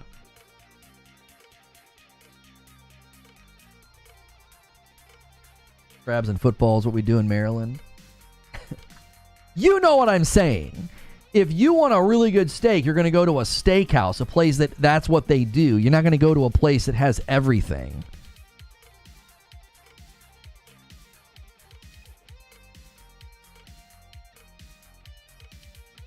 Do you think the company set themselves up for expectations across platforms since they themselves started doing cross-platform games? I mean, it wouldn't surprise me if the era of Xbox versus PlayStation really did create that idea that, you know, there are Xbox games, there are PlayStation games, and then there are just games that are just everywhere. I think it was a different world back then. And so I think that, yeah, that probably did set those expectations that, well, wait a minute. This isn't Halo, right? This isn't Metal Gear Solid. This is Call of Duty. This is Madden. This, like, if you think about some of the biggest staples during the explosion years of gaming, if you think about some of the bigger staples, yeah, they were everywhere. Whether it was the sports games that really took off or Call of Duty, even Fortnite probably impacted the way people think. It's like, what do you mean? Why isn't this video game everywhere? I don't think you're wrong in thinking that there might be, you know, some undercurrent of subversive passive expectations being set by the fact that, like, some of the biggest titles in the world are just everywhere. And do we want to analyze the quality and the criticism and the complaints about some of those titles, especially the really big sports titles? What about Call of Duty? How's quality in Call of Duty been lately? How has it been? As they've tried to get bigger and cooler and shinier, they've tried to do all these advanced things. Modern Warfare 2 my first playthrough, I had like no bugs. And then the second playthrough, tons of bugs. And then their latest outing, MW3, and the updates and things they're trying to do. How's Call of Duty doing? Right? How are those big Leviathan everywhere games doing? Now, Fortnite's different because, again, it's just such a more contained game. It's one map, it's one weapon system, you know, it's a BR. Yeah, in the early days, Darth Ascension, I wonder if that's what's going on. Like, I grew up in a time where if you wanted Mario, he was over there. If you wanted Sonic, he was over there. If I wanted to play Quake 2 and Quake 3, I had to go to PC. I just accepted that. It was like, oh, okay, yeah, that's where the stuff is. You know, imagine kicking the door in, go back in time, and some kid is like, oh, yeah, that's fine. I like Mario. You're a corporate shill. Like, imagine saying that to somebody. It's like, that was just the way that it was. We just accepted it. We're like, yeah, if you want this, you got to go here. Nintendo invented this, and Sega invented that. That's where I have to go if I want to play those games. So for me, it was like when this generation started, you know what's really unfortunate about all of this is if Xbox would have done a better job this generation, these conversations wouldn't even be necessary. It wouldn't even be necessary. If they would have crushed it, if they would have invested in their first-party studios, if they would have invested in hardware synergy with their developers, if they just would have launched the Project Scarlet, and if the vision that they cast for the Project Scarlet, if that would have come true, we wouldn't be having these conversations. No. You'd be doing graphical comparisons between first-party Xbox titles and first-party PlayStation titles to talk about which one looks better. Right? That's what we'd be doing.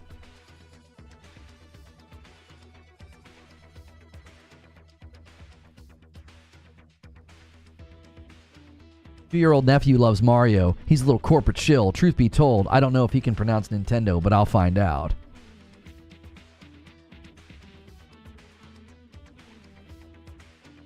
I went Sega because you could do the blood code in Mortal Kombat 1 and do the real fatalities.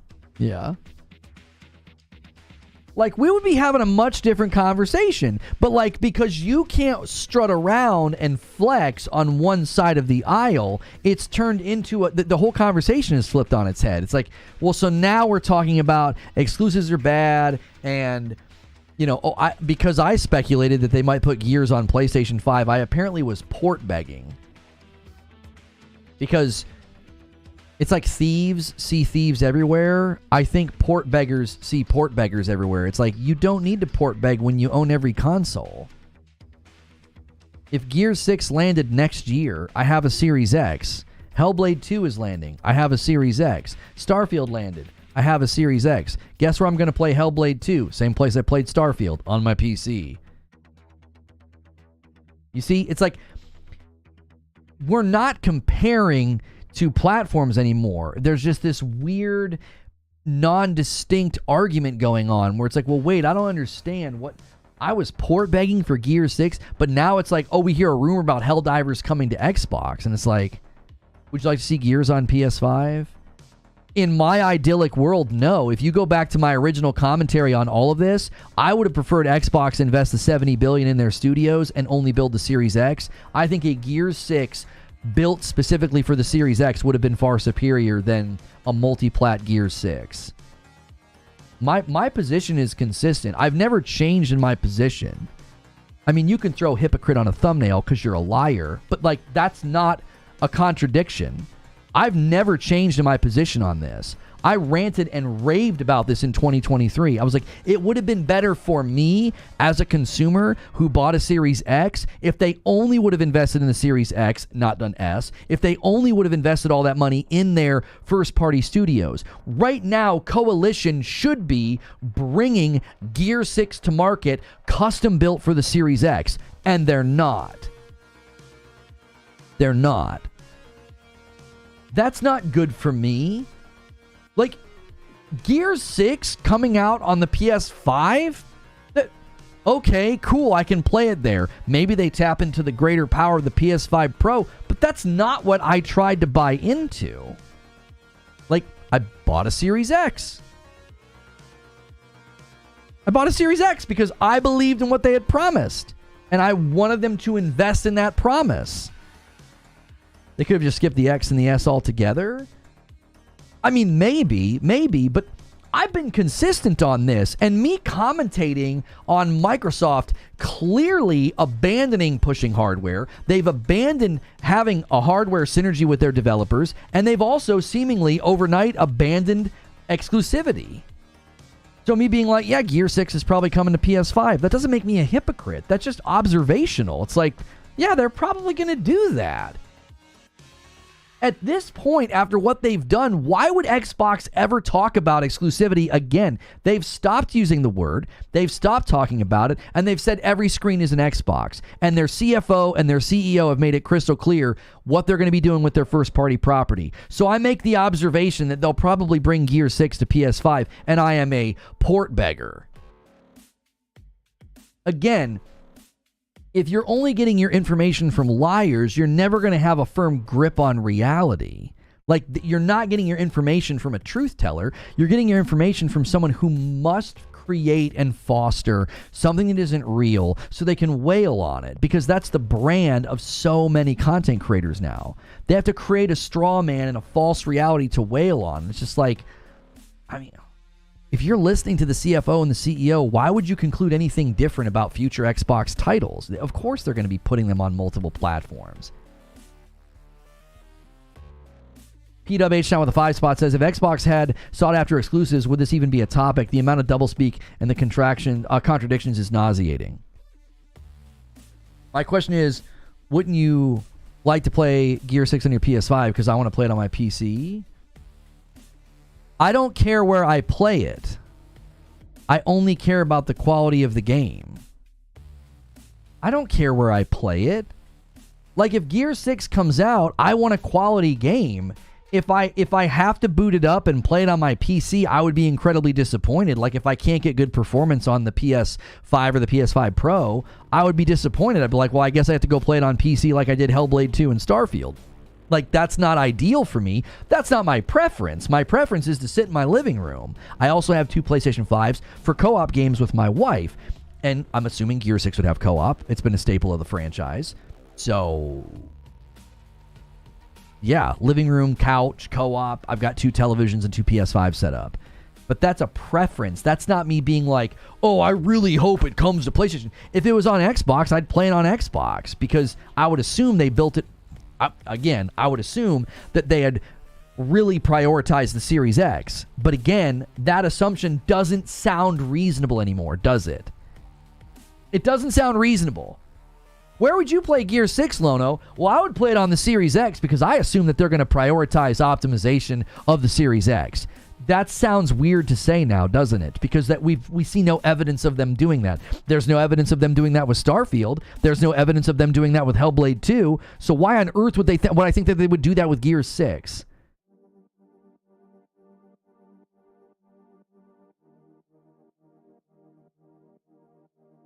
Reforge is wanting us to listen to truth tellers, but according to him, Helldivers player count isn't dropping, it's spreading out. I said that peak player count does not represent total player count. You would need MAU to have an indication of where the monthly player count is. So I can see the future. You saw a tweet. Somebody clipped me, false framed it, and made me say that. I didn't say that. I didn't say, oh, it's just spreading out. I said that typically peak numbers are not maintained in live service games because everybody tries to play that first week and that first weekend, and then player habits do spread out. So you would need MAU to determine what the player base actual decline looks like. You can't say the player base is declining simply because peaks are declining. That's mathematically defunct. Peak player counts don't necessarily communicate MAU. I'll give you an example. In 1 month, your peak player counts could be higher than the second month, but your MAU could have only gone down by about 5%. Does that make sense? If you take a game and you're like, okay, in the opening month, its player peaks were 500,000. And the next month, its player peaks were only 250,000. You can't say 50% of the player base has stopped playing. That is completely and utterly false. You would need the MAU. And the MAU would very likely not be a 50% decline. It would be, yes, the MAU was 1 million, and now the MAU is 850,000.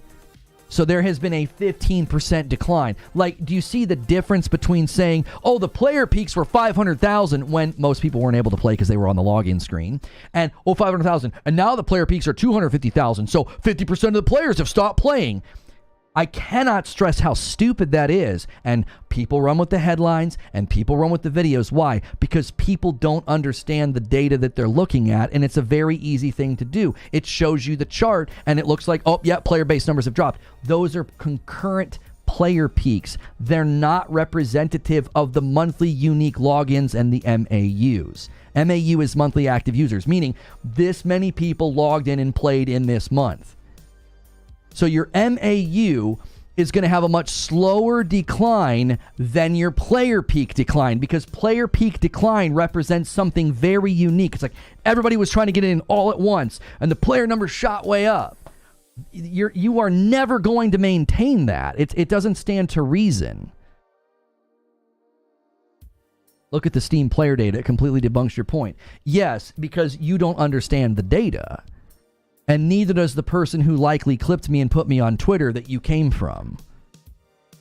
Like, commonly, these types of clips and these types of false frames come from people, I genuinely mean this, they don't even understand what I'm saying.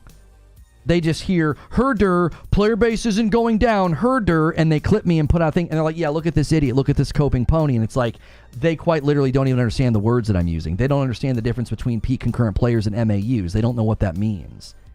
They just see a line going down, and they're like, yeah, this guy's stupid.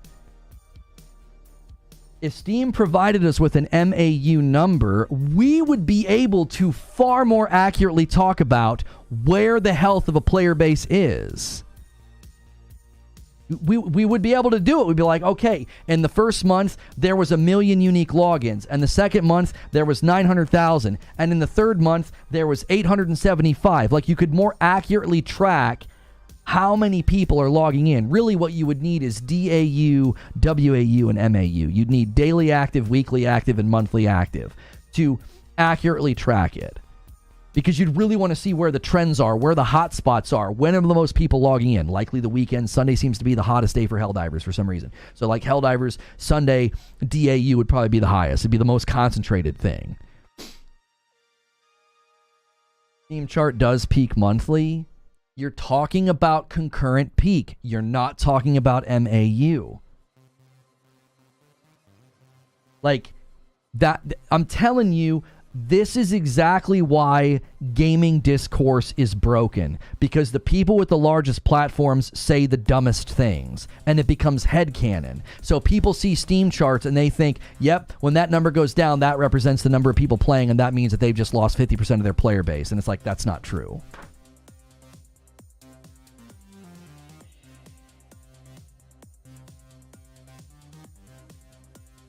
Helldivers is like 140,000 concurrent peaks. Every game would kill for the last 2 months after launch.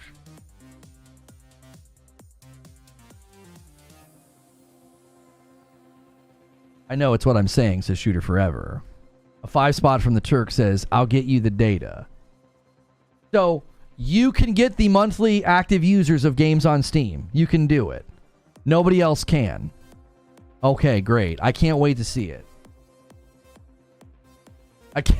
I can't wait to see you pull data that no one else has access to.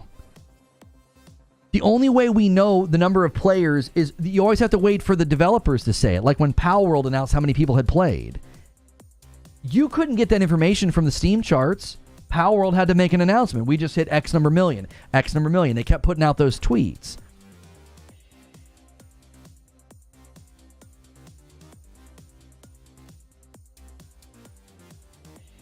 I just wanted to get an understanding of why the visual quality matters so much. I have always enjoyed quality of the actual game mechanics and gameplay over graphics. I actually have a more hybrid approach to it. I want the game to look as good as it can while also performing at a base level of 60 FPS. If you make your game too pretty to give me 60 FPS, I now feel like you've gone too far. I'm like, I don't care how pretty your game is. If it runs poorly, it doesn't look pretty.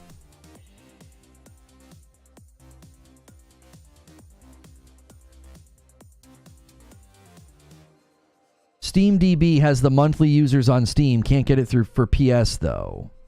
They have a monthly active user report. They can tell you the number of unique logins for a game on Steam. Or are they telling you the highest peak average? Because SteamDB, anytime I've gone to SteamDB, all it shows me is peak player counts. So if you go Helldivers 2 and you go Steam charts and you go to SteamDB, it's got the score, it's got people in game right now, you have players right now, 24-hour peak, all-time peak 3 months ago. And then when you scroll down, you have stored data, positive reviews, followers, negative reviews, Twitch stats, owner estimations. So they're estimating how many people own the game. And then you have monthly player breakdown. Okay, so in the last 30 days, they're showing that the average was 345,000. Okay, again, that's just peak. That's not showing you MAU. SteamDB and if you go to Steam charts instead of SteamDB, if you use Steam charts, which is officially from Steam, there's no number here for MAU. Maybe download the data per hour? No. Okay, no. Data per hour wouldn't show you MAU, Turk, because a significant portion of the people that logged in Monday are the same, are a percentage of the people that log in on Tuesday. So you're still not getting an MAU. You're just getting you're going to miscalculate if you do that. Scroll to the right. What are you talking about? What do you mean scroll to the right? There's nothing here that says MAU. There's nothing. Listen, if this was a thing, we would have seen it reported on. You would have seen articles. There'd be YouTube videos. They wouldn't look at the peak concurrent. They would talk about MAU. MAU tracks unique logins. So if you log in on Monday, you're never counted again for the rest of the month. That's your unique login for the month. They don't count you 7 more times that week. So if you're just daily downloading the Steam database tracker, you're not getting MAU, you're not getting unique logins, you're getting peak concurrence, and you're going to get really bad data. If you're like, well, this hour there was 300,000, then there was 400,000, then there was 500,000. How many of those people stayed logged in? How many of those people were new logins? How many of those people played yesterday? You don't know.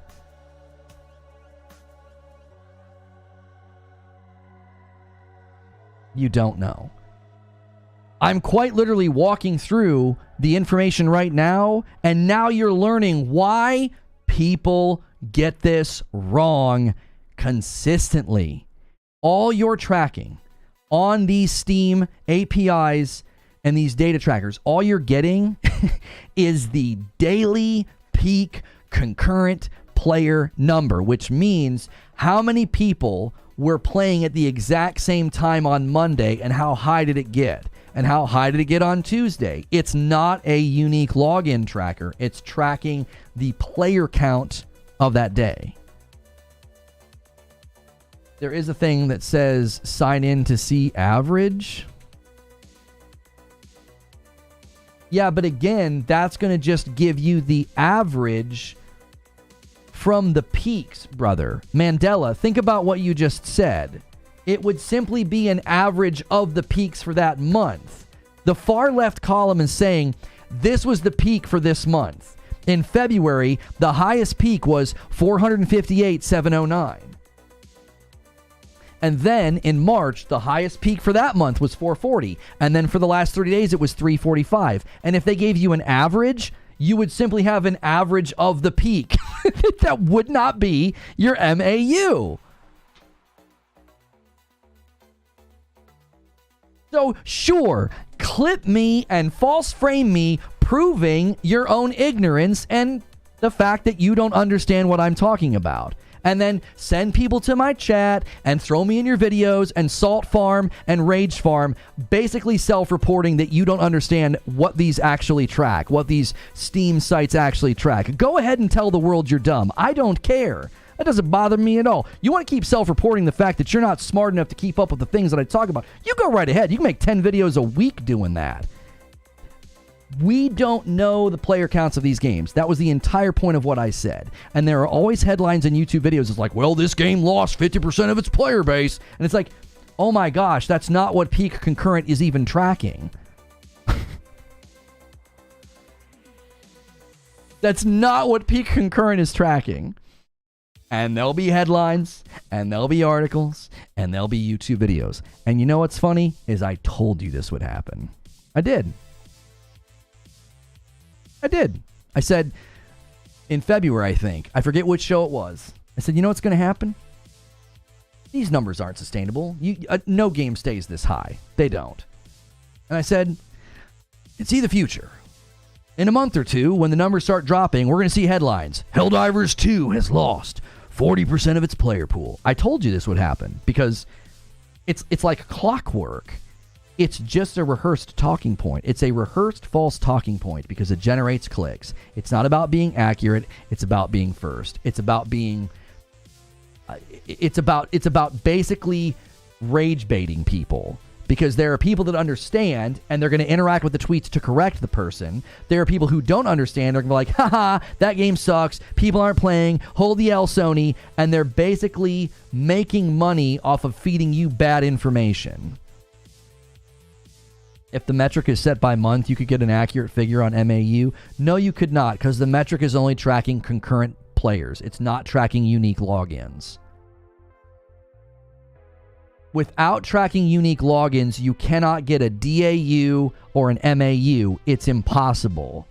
If you're only tracking concurrent peak, you do not have data that is adequate to give you MAU. You don't. All you know is this many people are playing right now.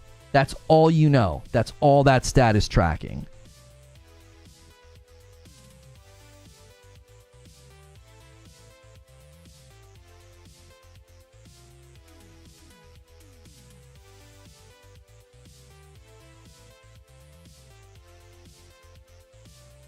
It was like it's Ginger that shared it from your boy. What do you mean?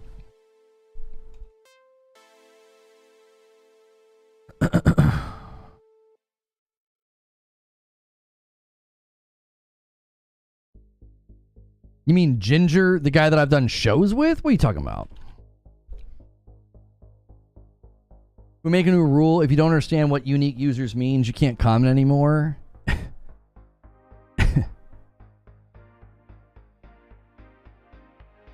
Oh, he retweeted, apparently I was clipped about PS4s. Ginger says, when it comes to the amount of PS4 sold, you also need to remember last generation, they did the mid-gen refresh, which got some double dippers. So you shouldn't really think it's of it like a number of consoles sold, but the number of gamers who will buy your game. Not that every PS4 user upgraded to the Pro model, but that helped hide the decline in the console market, one that continues into this generation. And Paul says, this is the most important number, the amount of people in your ecosystem that can potentially even play the game. Over half of the MAU on PlayStation don't pay for the network.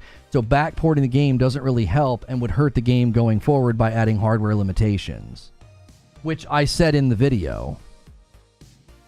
I actually said that in the monologue. I said that in both monologues. I said, if all they cared about was revenue, they would stand to make more money by backwards porting it because there's more potential consumers, but they wouldn't do that because they would degrade the game in the process. They wouldn't say, oh, it's worth the money to degrade the game. I literally said that. Guaranteed. It's been false framed, and no one knows that I said that. It's probably been false framed to be like, look at this idiot. He thinks they'd make more money if they ported Helldivers 2 back, or look at this idiot. He's saying they should port Helldivers 2 back to PS4, which I didn't say. I said that if we're considering that PlayStation would do this to maximize profit, there's a greater potential profit from taking the game backwards, but that would degrade the game's quality, which is the argument.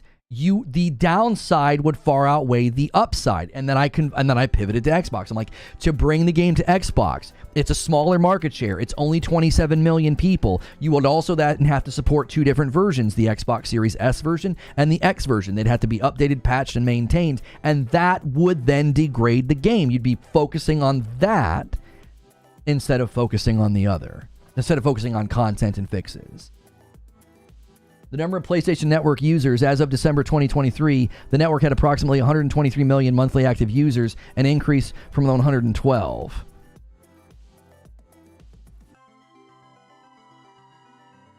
I can't what the heck? I need that image for that tweet. Copy image. I'll just reply to Paul and put that there. Yeah, 123 million people. And there's only 15 million people on the PlayStation 5. So my point still stands. There are way more people that are active on PS4 than are active on PS5. So if you were trying to maximize your profit of Helldivers 2, you have way more potential consumers on PS4 right now. If 123 million people are active on the PSN network and you've only sold 50 million PlayStation 5s, that's not difficult math to calculate. I said 50 to 60. I undersold it. That's like 70 million people who are still actively logging in on a PS4. Like I said, if they were only motivated by money, 70 million potential people is way higher than the 27 million Xbox Series consoles in the market. But they're not purely motivated by money because they would have to degrade the game in order to get there.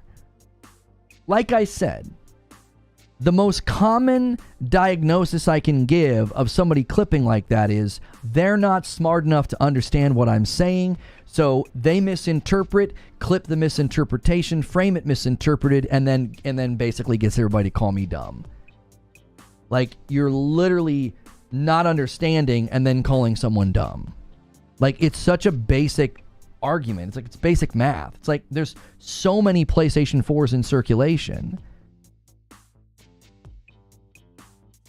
If you're going to argue that they would be motivated by maximizing the profit of Helldivers 2, they stand to make more money by taking it back to the PlayStation 4. There's more people there. And then they get to retain exclusivity.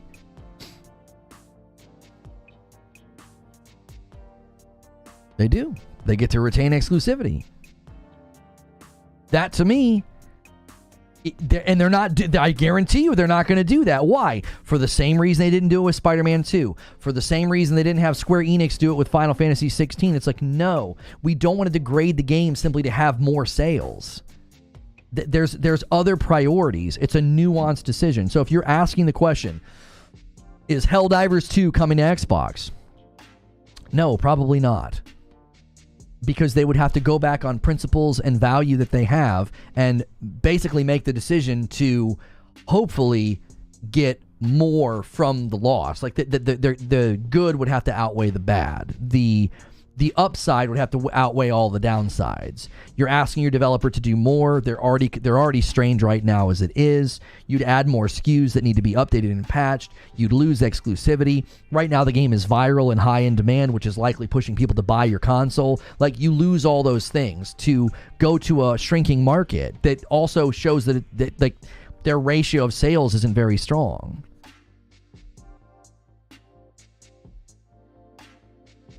At that point is a matter of whether you would degrade it so much with the Series S. I don't think they would have to degrade it much for the Series S shooter forever, because if you look at the minimum system requirements for Helldivers 2 on PC, it's actually quite a weak system. I don't think they'd have to do much to get it to run on the Series S, because it's already been set up to run with DirectX, so bringing it to Xbox would not be a gargantuan effort. Which also stands to reason they could likely backwards port it to PS4 and get it to run. Because the PC specs, minimum PC specs, are pretty low. It's like 8 gig of RAM and like a really weak video card. Like, it's not a lot. It probably... the question's not whether or not they could get it to run or whether or not they could degrade it. The question is whether or not they could get it to run well. That's the greater question. Like, are you going to end up with this degraded piece of property that doesn't run well and stutters like crazy, and is that going to be the end result? Because it very much okay.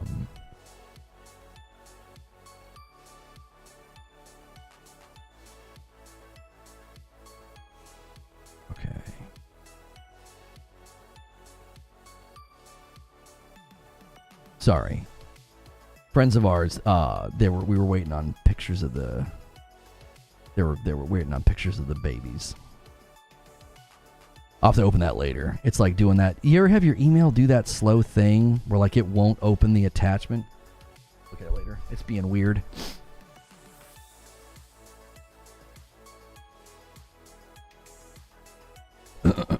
Isn't the hardest thing trying to get a new customer? The value of selling one PS5 has to be higher than just a few copies of the game. Right, because if you can get somebody to buy a PS5, then they're more likely to do all of the things. Right? They're more likely to buy a controller. They're more likely to buy PS Plus. They're more likely to buy more games on your platform, and now you're making 30% on all the third party sales. Now you're making 100% on any first party games that they buy. Like, that is extremely important. That's why I don't think the downsides would win. There's too many. The upside would be, we could sell a couple million more copies of the game. Now, a lot of what I think that they would determine is player funnel driven, which is why it's like, they might do it later. They might do it later when the player funnel starts to dry up or when the potency of the game. But here's the question. They own the property, and let's say the property does really well for a couple of years. It would probably stand to reason that they would just focus on doing a new game as opposed to like kicking the game to other platforms. Because by then, we don't know the status of the Xbox hardware situation. So what are you even kicking it to? What are you even porting it to? Think about that aspect. I didn't even include this in the monologue, and I probably should have. I did tangentially, like I mentioned it very briefly, like third-party developers aren't even sure about putting games on Xbox right now because nobody knows what Xbox is doing. Like, where's the confidence in the future of that platform as it becomes this ethereal thing of every screen is an Xbox? So what exactly are you building your game for? If third-party developers are thinking that, PlayStation would think the same thing. Well, what are we even taking our game to? Let's say they say, let's revisit this in a year or two. We don't even know what the hardware situation is going to look like with Xbox. What are you porting your game over to if Xbox continues to sort of spread out this view of the ecosystem? What are you even bringing it to? What are you porting it over to? We don't know. We don't know. There's a lack of confidence in that platform right now within the development world, within the gaming world. I've had people that aren't even super plugged in come up and tell me, they're like, so what's going on with Xbox? Did I just buy a PlayStation? Like, I literally have non-hyper plugged in people. They're not on YouTube. They're not on Reddit. They're not on Twitter. They're not on forums. And they come to me and they're like, so what's going on? And I'm like, they seem to be shifting into a very different offer where you'll be able to engage with their ecosystem through, a television or your phone or your computer, and they're moving their games over to PlayStation. So if you're down with consoles right now and you like having a console, the PS5 is probably the best value proposition. Some of them I've said, wait for the PS5 Pro if you want to have the best. Like if you're looking to get the absolute best and you're not pressed to get it right now, but I think the PS5 is a better value prop. And again, that's just based off everything we've seen in the market. Like, I could not in good conscience encourage anybody to buy an Xbox right now. Would you tell any of your friends or family to buy a Series X right now? Like, would you? You got guys like Doc Dark making videos, and he was like, it's the biggest scam ever. Like, everybody who bought a Series X got scammed. That was what he said.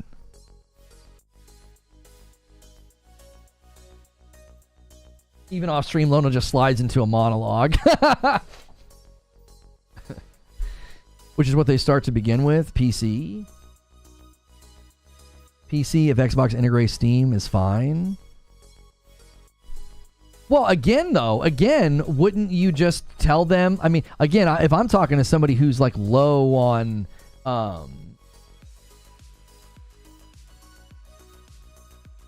if we're, you're working with somebody who's like low on priority, they just want something easy for gaming for their living room. You know what I mean? You have friends and family like that, right? They are not deep into the gaming world. They're just not. They just want to hook it up to their TV and do the pew pews. That's all they care about. Pew pew. They just want to shoot stuff. They don't care about any of this nonsense that we're talking about. I actually feel really bad because I told a guy to get the Series X for Game Pass, and that was at the beginning of the gen. I think I told him that in like 2021. And I actually felt bad. Like, I came back to him later and I told him, I said, dude, the market shifted so fast. I was like, Xbox just completely changed from what I thought they were going to be doing. I said, and I feel bad that I recommended that you get that. Now, he is extremely wealthy and owns his own very successful business. So he wasn't like, oh man, that really put me in a bind buying that, and now I don't use it all that often.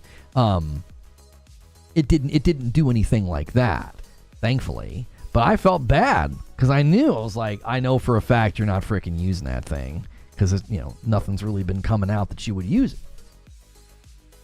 Dude's cursing your name out right now. No.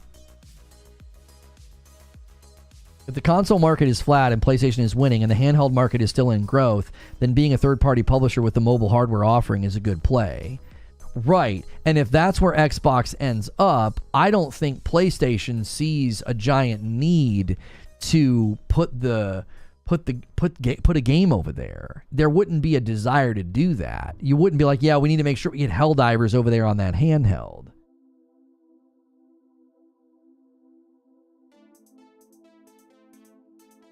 You should have told him about path tracing. You're a terrible friend. Okay. Hang on.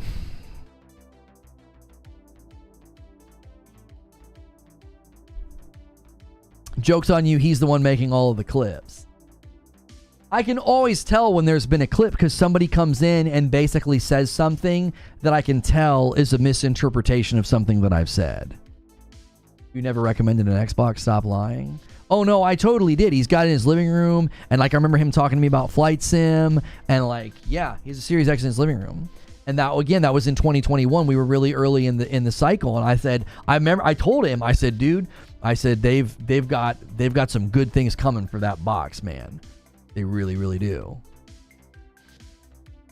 That I had a lot of confidence in that hardware. Because I believed all the stuff that they said. I looked at that marketing and I thought, man, they've really nailed it. They've got something really special.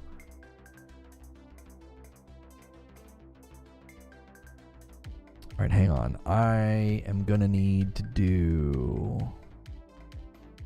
Of course, it's not working. Give me 1 second.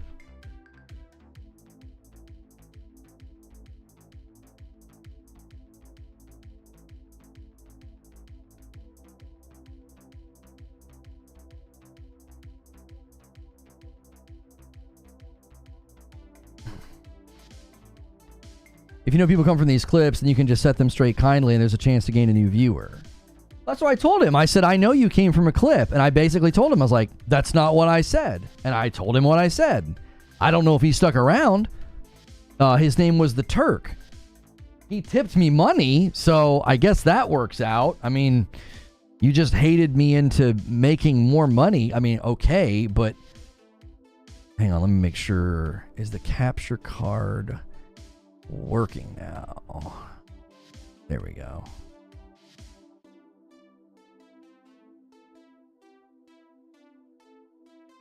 Portable Helldivers 2 is great though. Imagine the reverberations if you would have recommended the PS5. I'm still here. Yeah, see, he's still here. I don't think, Turk, I wasn't like rude to you. I was probably a little stern. I was like, yeah, I know where you're from. You notice he didn't say that he basically is confirmed that's where he came from. He's like, I'm still here. He saw a clip and he came. He came from the clip. I could tell. I've got a sixth sense. I was like, I know what this is. You got a few jabs in first. I mean, that is difficult to do because it's like I know every single day, no matter how much care and no matter how much thought I put into the monologue, I try to be super nuanced. I try to be super fair and careful and good faith. It always happens. I'm always impressed by the ability to just daily be deceptive to people. Like it's just incredible the commitment that people have. It's truly remarkable. So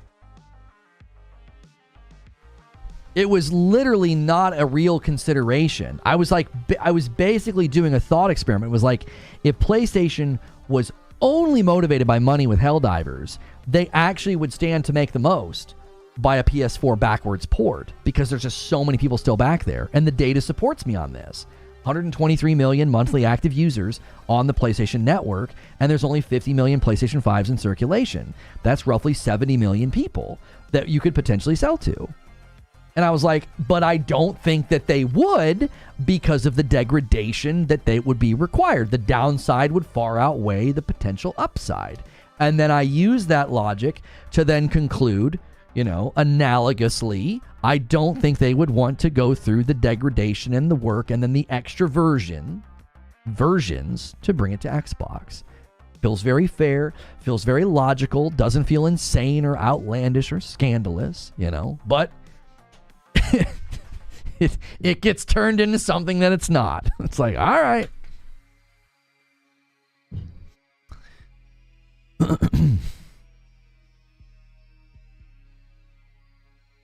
If they were only motivated by profit, they would be selling plushies. Eugene would buy like 7 of them.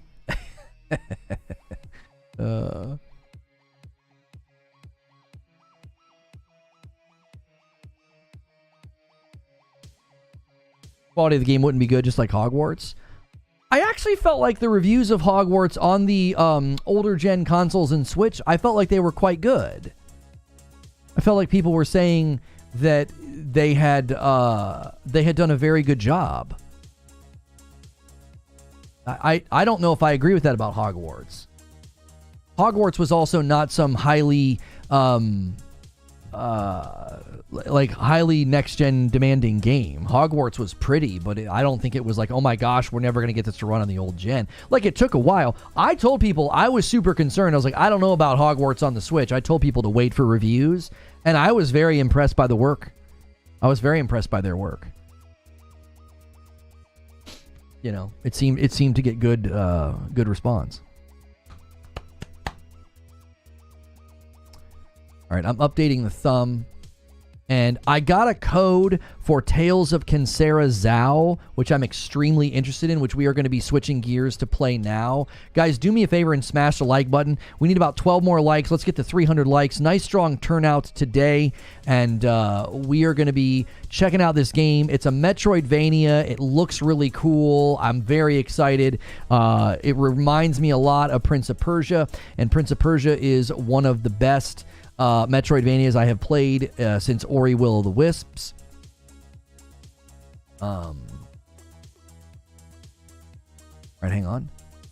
I'm going to send out a tweet just in case people are out there looking for gameplay of this. We don't do gameplay a lot on the channel, but it's a great opportunity to get sponsor deals and and just get support in general when we have that kind of support.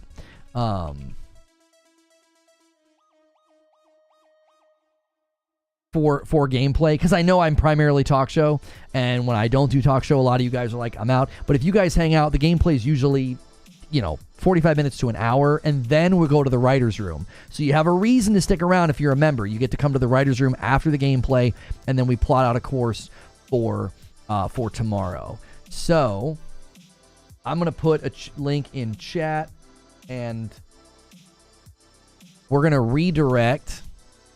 All right. The link in chat is a faster way to get to the new stream. Just make sure you hit the like button here before you leave.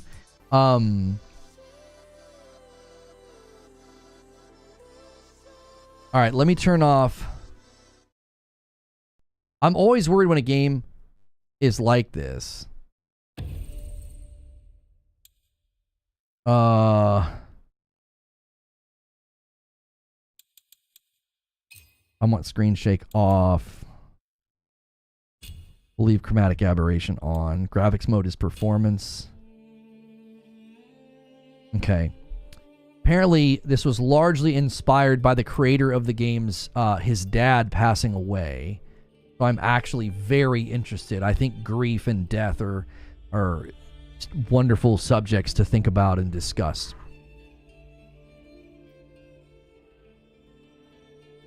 Thanks so much for checking out this video. I will be diving into Tales of Kensera Zhao. I've been very interested in this game since I saw the trailer, reminiscent of Prince of Persia, which I played to completion. That was one of the best Metroidvanias I've played since Ori and the Will of the Wisps. And Hollow Knight. I love Metroidvanias, so I'm very much looking forward to this. I was provided a code, so thank you for that code.